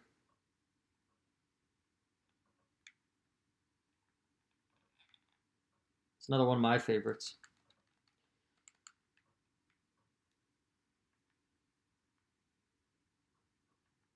Roller Coaster. Roller Coaster. Uh, what do you think of Roller Yeah, I, Coaster? I should listen to the songs right after we do this analysis. I guess. I guess I missed all the songs that one of the gold songs that are the best songs that they written. Oh yeah. You know this album, "Take Off Your Pants and Jacket." It sold 2 million copies in the United States. That makes it a two-time platinum album. So pretty cool. Well, and I think "Enema of the State" was like a three-time platinum album or like a four-time platinum album or something. It was fucking crazy. It sold like 3 million copies or something in the U.S. alone. So this was big shit. Pretty big deals. Both of the albums. So again, their prime, their peak as musicians. But yeah, what else is there? Well, I guess if you're, yeah, well, I'll just, I'll let you listen to them all later. We don't have to talk about the rest of them. What did you think of? What did you think of the Urethra Chronicles? How about let's talk about the documentaries themselves. Like, how did you feel about both of them? One and two, Urethra Chronicles 1 and 2. And by the way, if you didn't know, urethra, that's like the inside of your dick, basically. So that's what that Yeah, means. yes. Yeah. Yeah, yeah. Number one thing that I learned from work. What would you think of the Inside Your Dick Chronicles, the documentaries?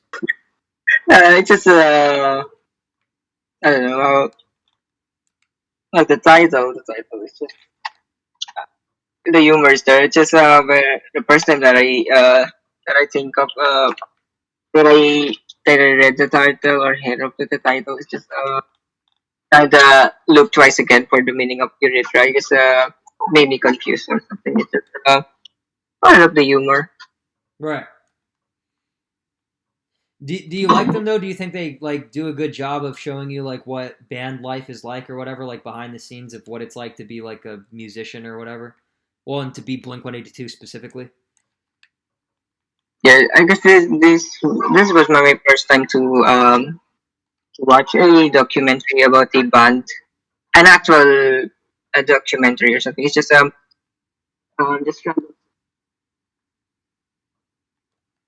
seasons that I followed before. It's just some random snippets of their life. This one is just it covers everything.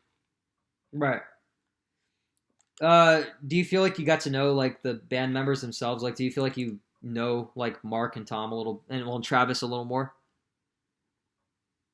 Yeah, yeah, exactly. That's why I guess that when the second time that I will do the next time that I'll do the analysis, I get listening to the songs, I get more, or reading some reviews about them, I get more understanding how who they are. But when I watch the documentary, it explains everything. It's just you you gotta see what it's all about. Right. How would you describe Tom's personality from the Um, uh, documentaries? we can say that he's immature, but maybe it's part of the character that he wants to play, or but it really sounds him or look at him because I check some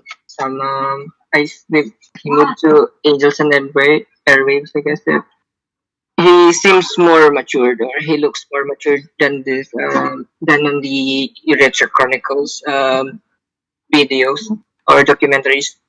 Right. Yeah. Yeah. He's like the hyper one in Blink 182. But what about Mark? What do you think of him? Mark, it's just it's just he knows how to be hyper, or he knows how to balance things. Yeah, The he acts like he's like the slightly more sensible one, but then he's like even more immature. You know, he's like more sarcastic. It's like his thing is that he's like he pretends to be like the straight man of the group or whatever. You know, like kind of like the reasonable one, but then he makes Yeah, like he it's fucks up just even more.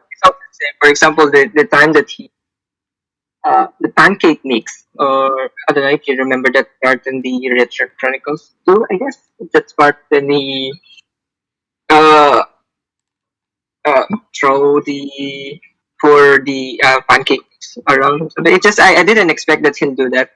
I thought Yeah, that yeah, it's much Tom will do that. right. Yeah, yeah, exactly.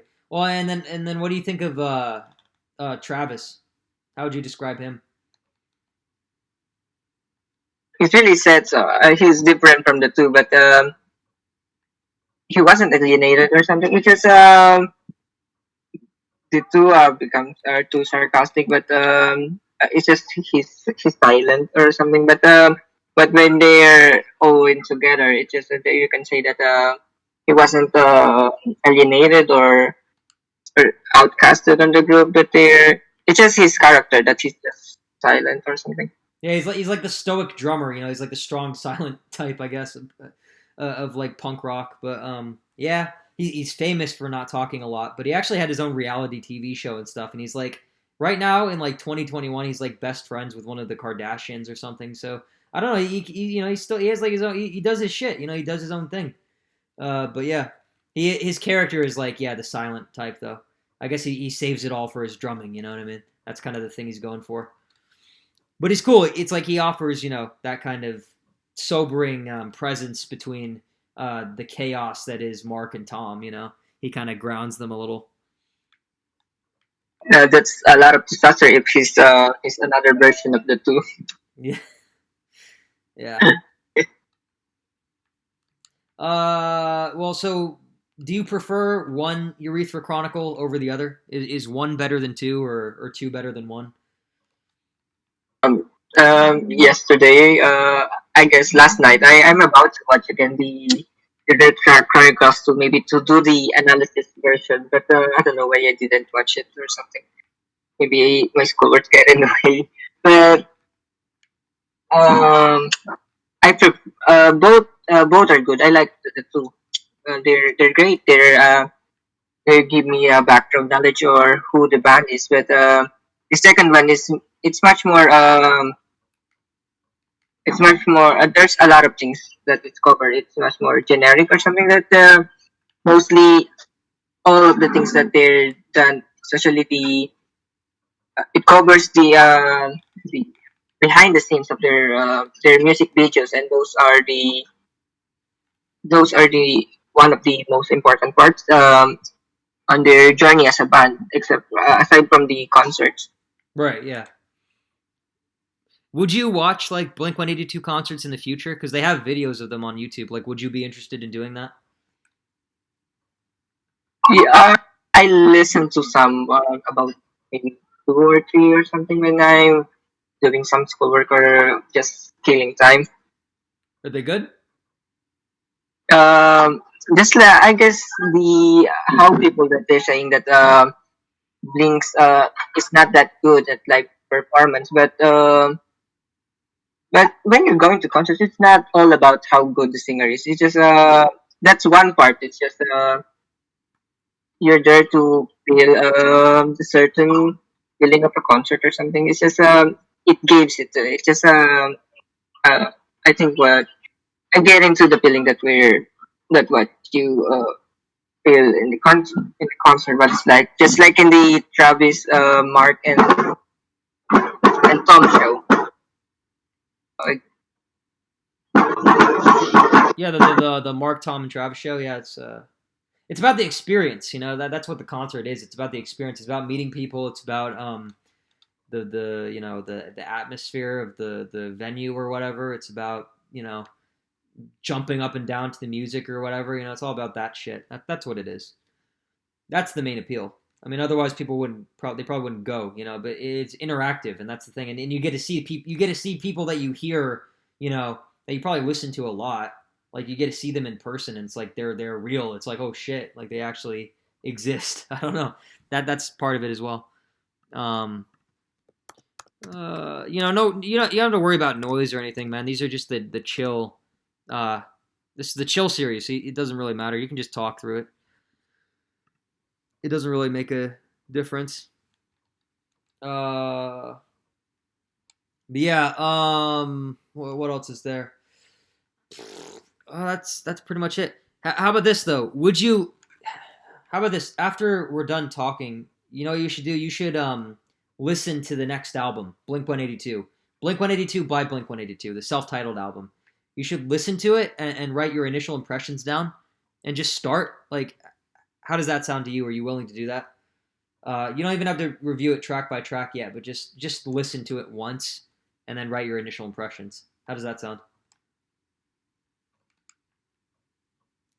Because that third, maybe I'll do it while I'm the bat or something. It just make me it's just there are a lot of context that are happening right now. It's just big noise. I don't know what's the fireworks is all about. It's just sure I'll do it. okay, yeah, cool, yeah. Because that third album, that's like the last one. Again, it's that holy fucking trinity of their prime era. You know what I mean? Like their peak era. That was when they were like on the fucking top. So once you listen to that one, you will get that whole era. You'll thank me for it later. Trust me, you will. It's some good stuff. It's some good shit. But yeah. Even though the fireworks are going, we're at like 2 hours. But I don't know if you can still go. I want to do the. I want to read that thing. Is it cool if we read that thing? I want to read that. What was it like that JSTOR? Okay, cool. Yeah, it's done. Okay. Yeah, you want to read that the journal I pulled up? I sent you about Henry Miller. Um, let me pull this thing. Yeah. Yeah, it's just Well, I want you to read it because I don't know. I'm playing video games. Sorry, but is it okay? Is it cool if you read it though? If you're the one to read it, because I kind of got my hands full at the moment. I'm on the Endor stage in the what is it? The Galactic era or the Galactic Empire era, historical era for it's like the campaign for Battlefront 2004. Just out here gunning down stormtroopers in the Ewok forest as a good little rebel, part of the rebellion, not the resistance, part of the fucking rebellion. Fuck Disney, Disney Star Wars, duck Disney. Fucking hate Disney for fucking Star Wars up, but that's a whole other fucking discussion, and it's not one that I really need to have anytime soon. Kind of all Disneyed out, I guess, but yeah. Just let me know when you're ready to read the article. By the way, Should I read, or how many pages should I read? how many pages are there? Wait, let me check. There are 13 pages in total. Oh, okay. Well, if you don't have anything to do, would you mind like reading them all, and then we could talk about it? Maybe I'll read just 3 or 5. We're about to have a dinner, but I'll skip it. So I already have my merienda. Okay, sure. Okay, I'll start now. Yeah, yeah. Go ahead. Remembering Henry Miller by Lawrence Clark Powell. The death of Henry Miller, 6 months short of his 89th birthday, has led me to look back at our friendship, which began in the winter of 1931 to 32, when we met in passing on the staircase of the Faculty of Letters at the University of Tihon. I, I was a graduate student, writing my thesis on the poetry of Robinson Jeffers, and finding that the California settings appeared tiny and cameo clear when seen from afar, as it were through the wrong end of the telescope. Miller came to Dihon as a repetiteur d'Anglais. I don't know how to read this word. In the Lycée Carnot. His Uh, supervisor was John Matrusha, a Saki Bulgarian who had served as an interpreter with the Franco-American forces in Dihon during World War One. I'm really sorry, I don't know how to read some of the terminologies here or some names. no, it's okay. I got it pulled up, so I can follow along. Yeah, should I continue reading? Yeah. What part were you on? Um, Oh, Second paragraph. the Lycée, the Lycée Carnot, a Lycée or whatever. That's like a French university. It's It's like the lychee. yeah, the French word for like college, basically. Uh, or should I read this one? Matrusha. Oh, I have no. Oh, Machu. Yeah, Martrousseau, probably Martrousseau. It's a French name, so I have no idea. Yeah, just keep going. I mean, Matrusha and I had met soon after my arrival in September 30, 1930. I wore a beard then, and when he first saw me, he was startled. For he said later, I was the living image of young brother, a sculptor apprenticed to Rodin, who had been killed on the last day of the war. We became friends. As Miller as I were the only American bachelors in town, Matrusha thought we would enjoy meeting. I didn't work out that way. Miller felt himself in exile from Paris and Anne, while I was spending my time on study of the California poet. Hanging over my head was the public defense of my thesis, and although it was not scheduled to take place until later that year, I was dreading the ordeal. We didn't meet again, and Miller soon went back to Paris. Back in Los Angeles in 1934, I went to work for Jake Saitlin, the antiquarian bookseller. Notices came from a Paris publisher heralding Tropic of Cancer, a novel by Henry Miller.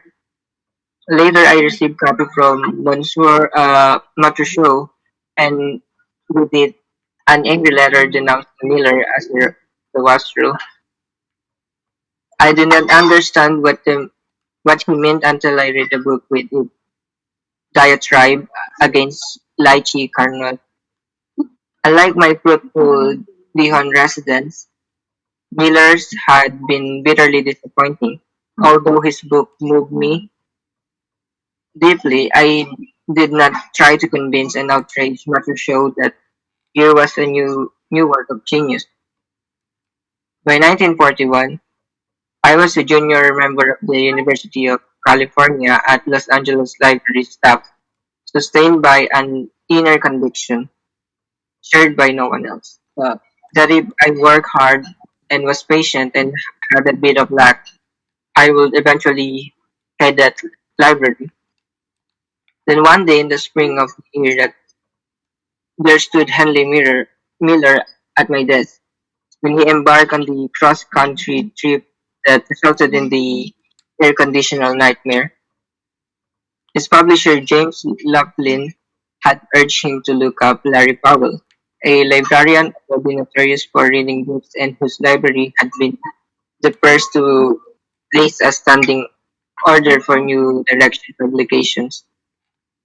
I was not surprised by his arrival, for Miller had sent me a reprint from the criterion of his essay on Anais Nin, Unetre et Tolicu, with the inscription for Larry Powell, hoping to see you soon, Henry Miller, November 26, 1940. It was the afternoon of May 25, 1941, when Miller found me typing up faculty book orders. In recalling our previous meeting, we agreed that it had been a mighty cold winter. After charging out a book that he had been seeking all the way across the country, it was Jacob's Bowman's Aurora, or The Morning Redness, a title yet though thought the loveliest ever given to a book. We made a date for him to dine at our home. My wife and I and our two small sons live in Beverly Glen, a canyon in the Santa Monica Mountains north of UCLA campus. Our home was a glorified cabin. After dinner, 2 days later, Miller inscribed a copy of his book sent me by Jean, John Matrushio for Larry Powell, whom I delight to meet again here in California. After the romantic days in the home when Matrushio taught the poor little buggers John Gilpin's right, why, I don't know. Faithfully yours, Henry Miller. May 27, 1941. His memories of lychee cannot had mellowed. Miller liked the canyon setting with its proximity to Hollywood, about which he had dreams of getting pitched as a scriptwriter. His letters to Anais Nin, published in 1965, and her diaries of that period tell of his unsuccessful efforts. During the next 2 years, Miller headquartered in Beverly Hills, where he lived with Gilbert and Margaret Neyman, a talented bilingual author who had been in Mexico. Life was simple in those early years of the war. Gas rationing kept up close to home. Those of us as those of us young fathers who were temporarily exempt from the job felt twinges of guilt. I applied for a job as a Greyhound bus driver, although I ended as a laborer in a war plant making Arctic sleeping bags and life jackets for the armed forces, a scenario right out of Kafka. Evenings were enlivened by potluck suppers with other young couples who lived in Beverly Glen. None of us had much money. In 1941, my library salary was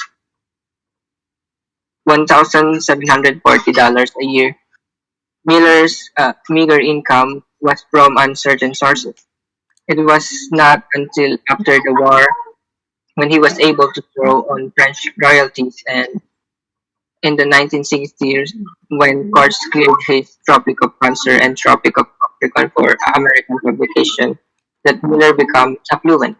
To the end of his life, he was prodigally generous with whatever he had, however little. In Beverly Glen, Miller sold his deliberately childlike watercolors for anything offered, 50 cents or a dollar. One night, he bought an armful as a supper offering.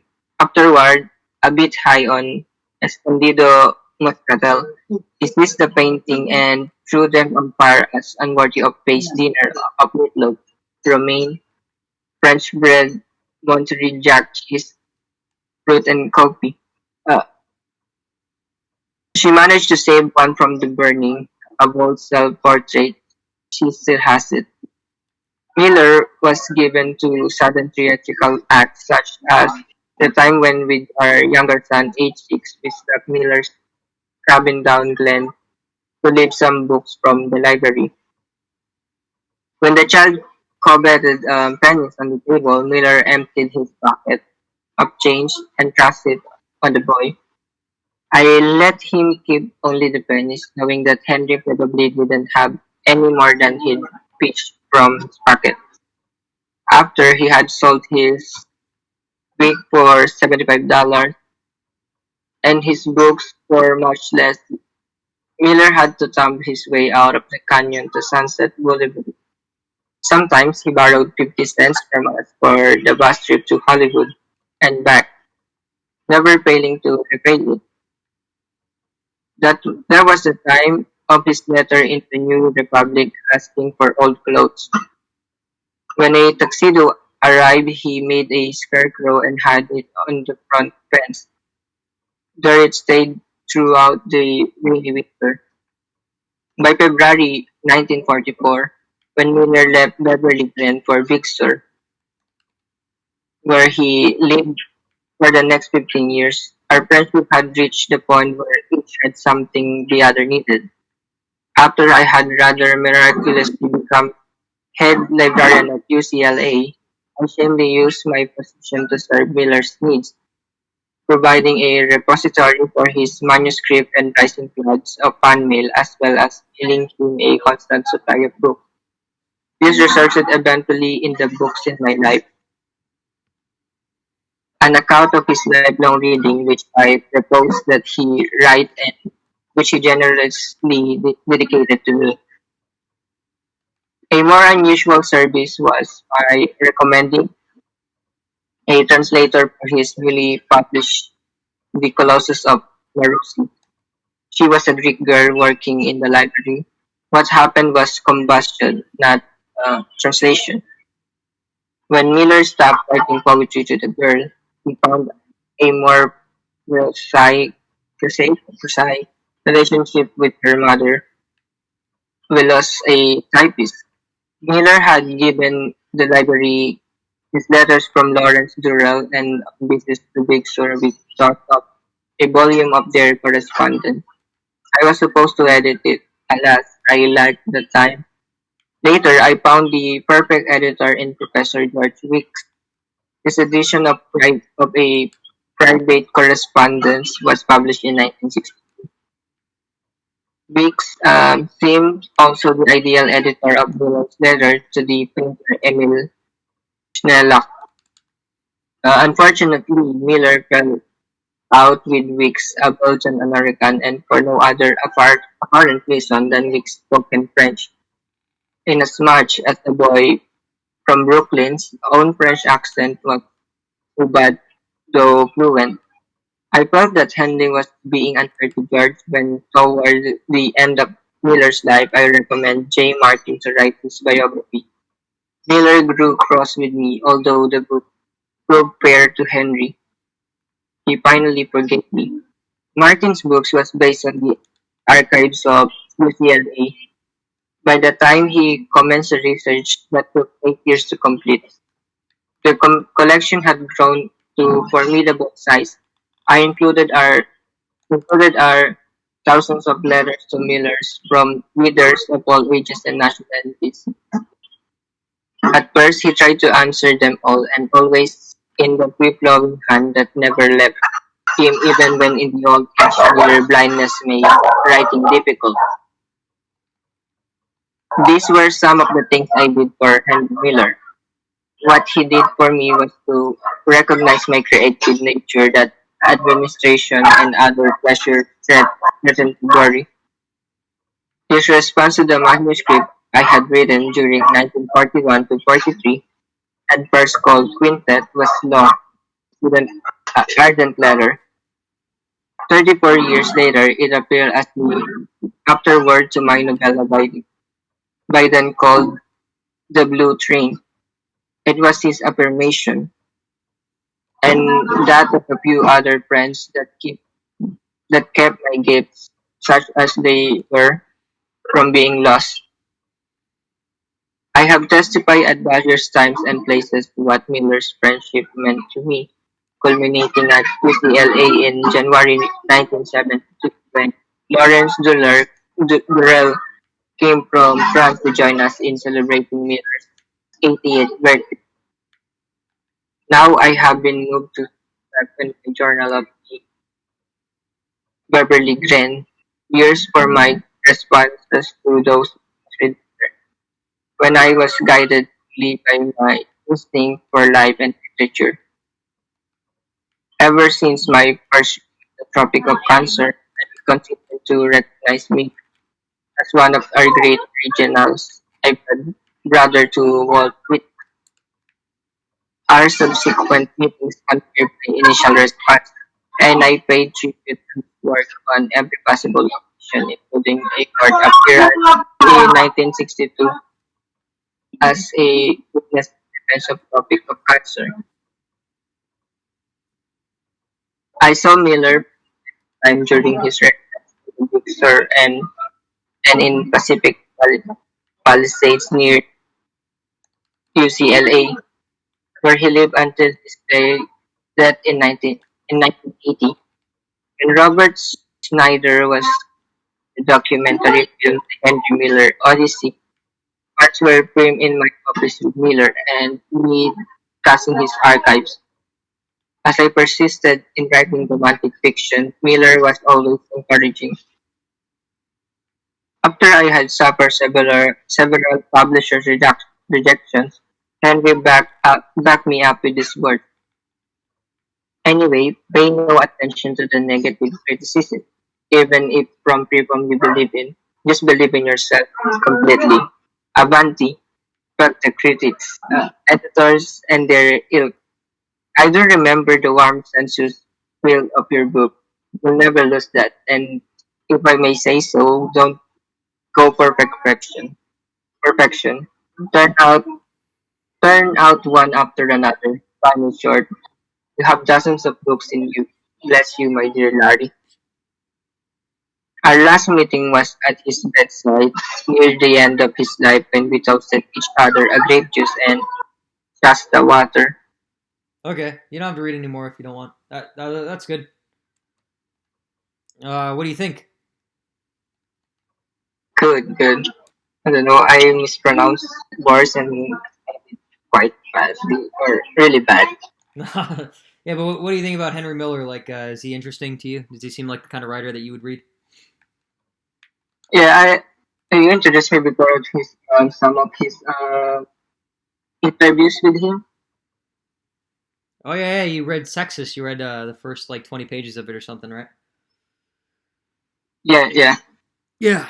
Yeah, so you know him. So now this was just a little peek into his life, I guess. So it's kind of interesting. Kind of boring though. The guy who wrote this is kind of fucking boring, but whatever.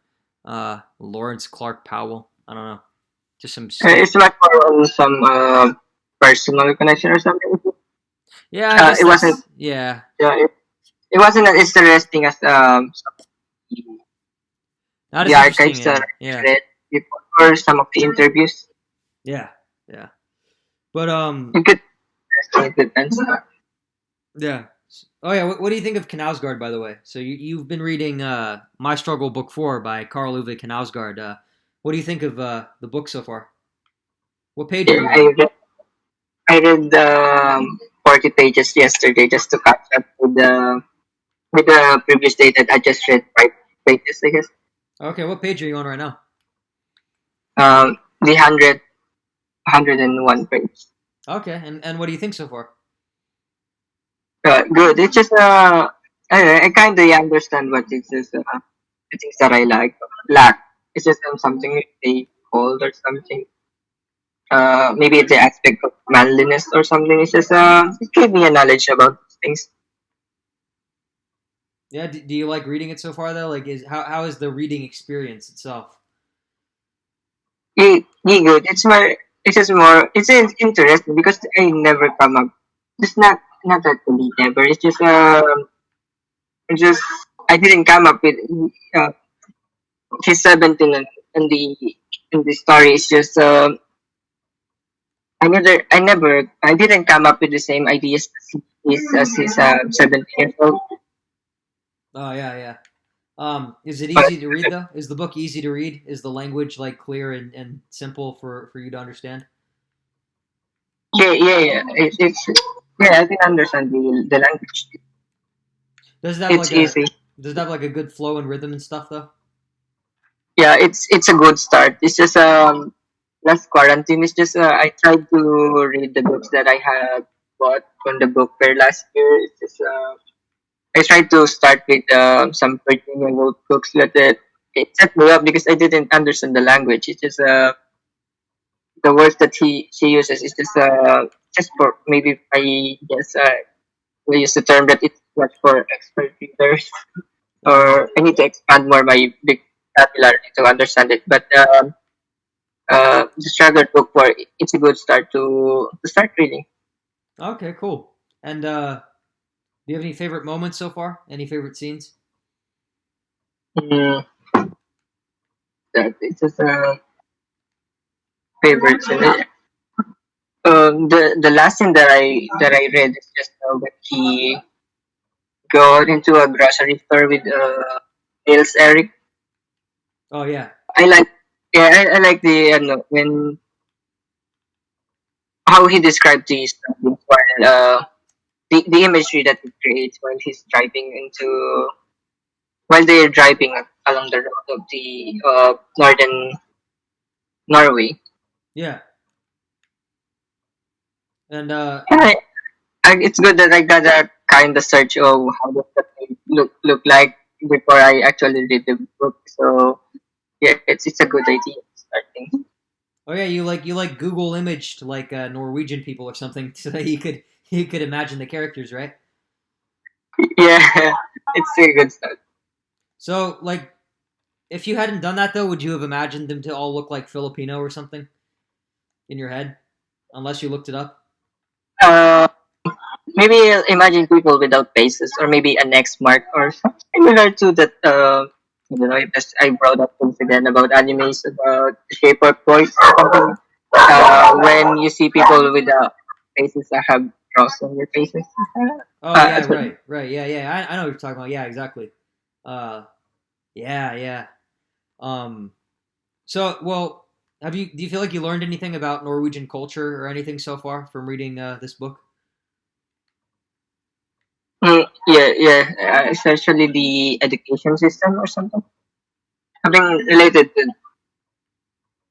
Yeah, because he's a teacher, right? He's like an 18-year-old teacher. Oh, just how it's just unusual. Like I said, how could a 17-year-old become a teacher at the time? But given the place and the time that it was set in, I can understand how the things work. Right, because Norway's rich as fuck. They got like a lot of fucking money, and also it's the '80s too, so yeah, Oh, it's in the 80s. I thought it was in 70s or something. So, yeah. yeah, it's in the '80s. What do you think of his personality so far, though?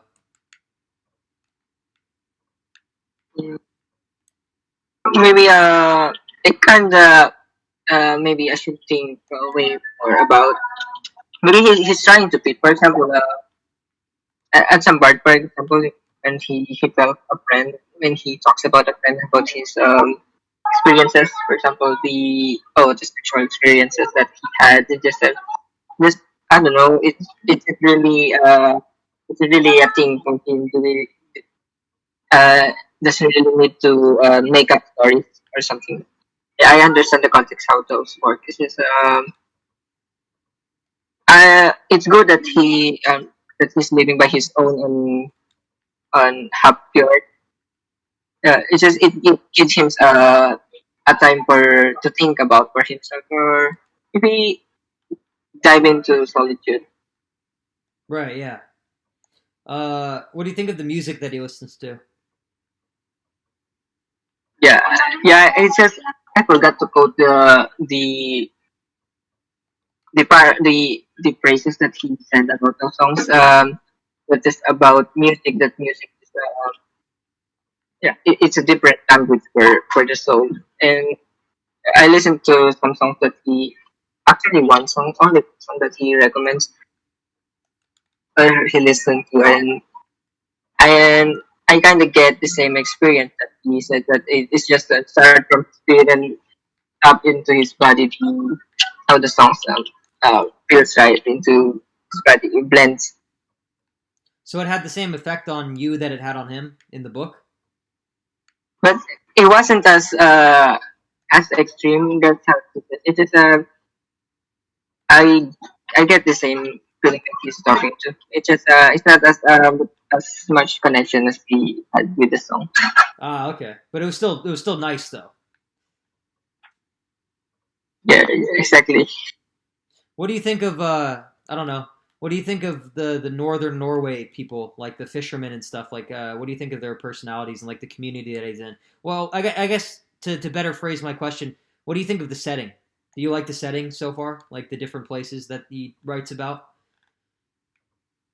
Yeah, I like the setting, but maybe the reason why those people are out that way, or maybe they thinking that the best thing that the best experience that they can have is to give their the place. It's just it's a small community, so it's uh, the same faces over and over every day, or the same thing, the same mundane things that you will do, or the same setup things that you'll do to make a living, or the same. It's just repetitive things in general. Right. Yeah. Yeah. What do you think of his family? Carl's family, his brother, his mom, his dad. Uh, it's just it's cool that they're both that he's good enough for those things that it didn't deprive any of his parents or breaking up or because of the divorce. It's good that he still has the connection with his parents. Because usually in that situation, some kids will just cut off their connection to their parents. Right. Yeah. Do you know how many more pages there are? Let me check. Sure.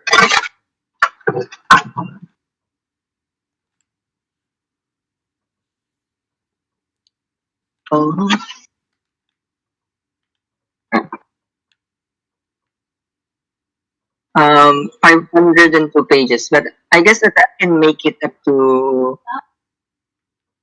400 pages this week. I'm almost done with my schoolwork. Okay. How long do you think it'll take before you finish it? Do you know? If you had to guess. If if I set a goal to finish this week, I can finish it. Cool. You should try to do that then. That'd be good because then Uh, we can have a Because discussion about it. I didn't when I'm looking at the clock, it just seems that time takes too fast. So maybe I'm anxious about my reading that I shouldn't look at the clock while reading. Right. It Yeah. it makes me active. What do you know when you'll be done with your schoolwork? Because I kind of want to record. I have 2 episodes. We have 2 episodes of the podcast to record still. We can make time. I guess that you're not awake 24 hours. So I guess that when you're um, some things to do is just I'll work on the some of the schoolworks. Okay. Do you think tomorrow we I could record the 2 episodes? Because we have Yukoku, which is the Mishima short film to talk about, and then we also have God the Tarkovsky one that we just did.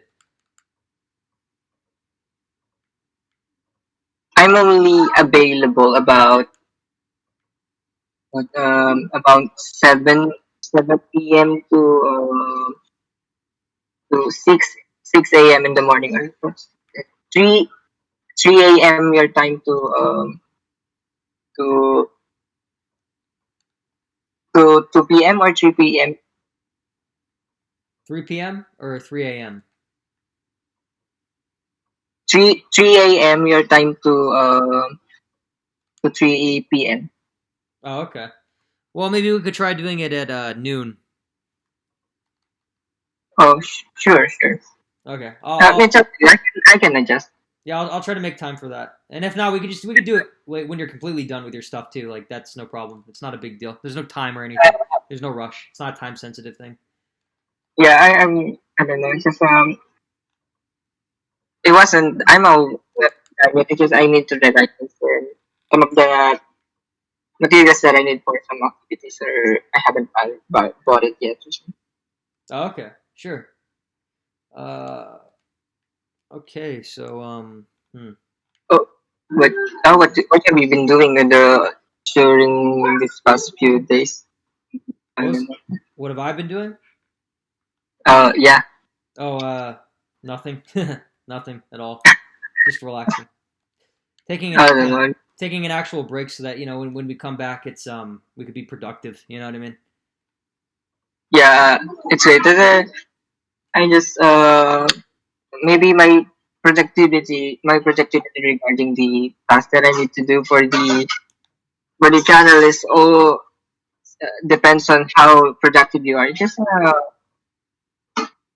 it makes me it depends on how productive you are, and I think I'm productive. Something. Yeah, yeah. It's a collaborative thing. So if one, it just depends on how high one is, and then the other is just as high or whatever. Yeah. Or low.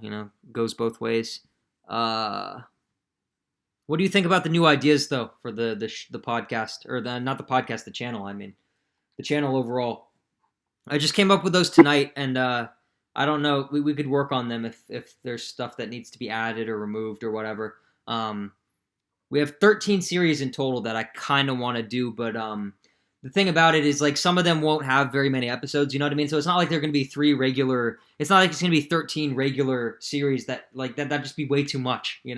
But the three like main series are Imperial Tides podcast, Coffee with Holden, Tea with Simoun. Well, and then after that would be Imperial Liturgies, which is me basically just reading the Bible because I'm bored. And then Imperial Talks, which is like interviews uh, with people when we get guests and stuff. And then Imperial Debates would be like just debates. We debate a topic. We do it like a formalized debate, with like timers and everything and rules. And then and then Imperial Reposes is what we're doing right now. That's like the chill stuff where we just come on and hang out and just have a conversation, just chill, basically. Just hang out and record it. That's really all it is. But yeah, what do you think about all of them in general? I don't know. Talk to me about like your opinion on it. Um, yeah, it's good. I guess that some of the ideas, some guests in it to make it more fun or something. It's just to get the most out of them.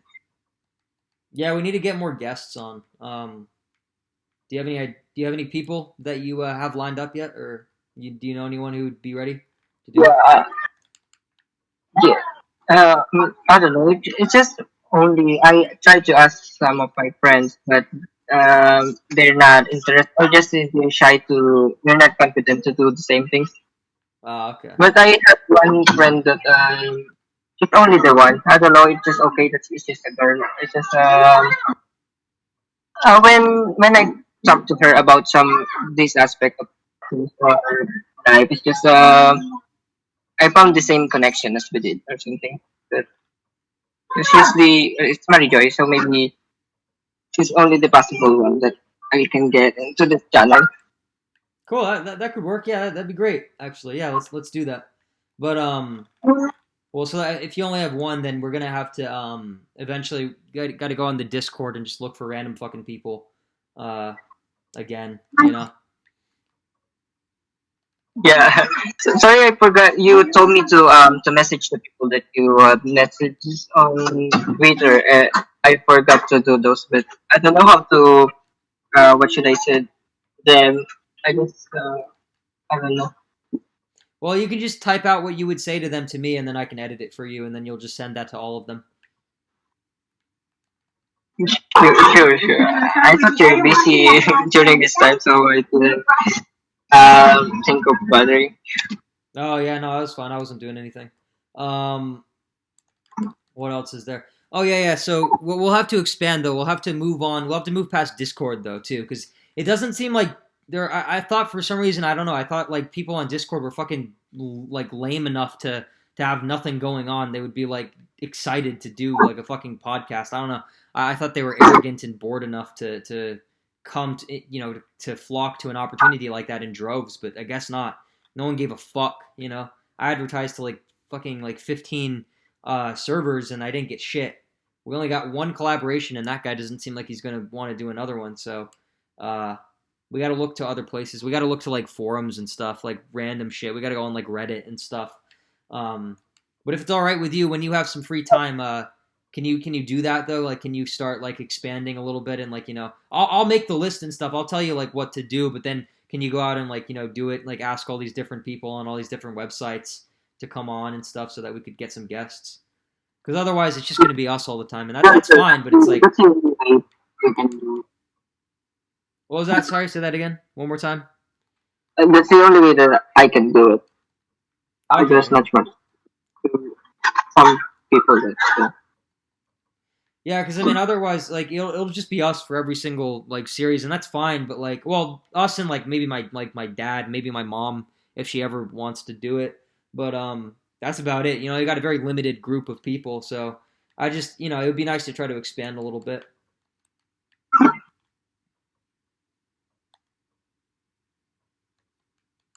What do you think?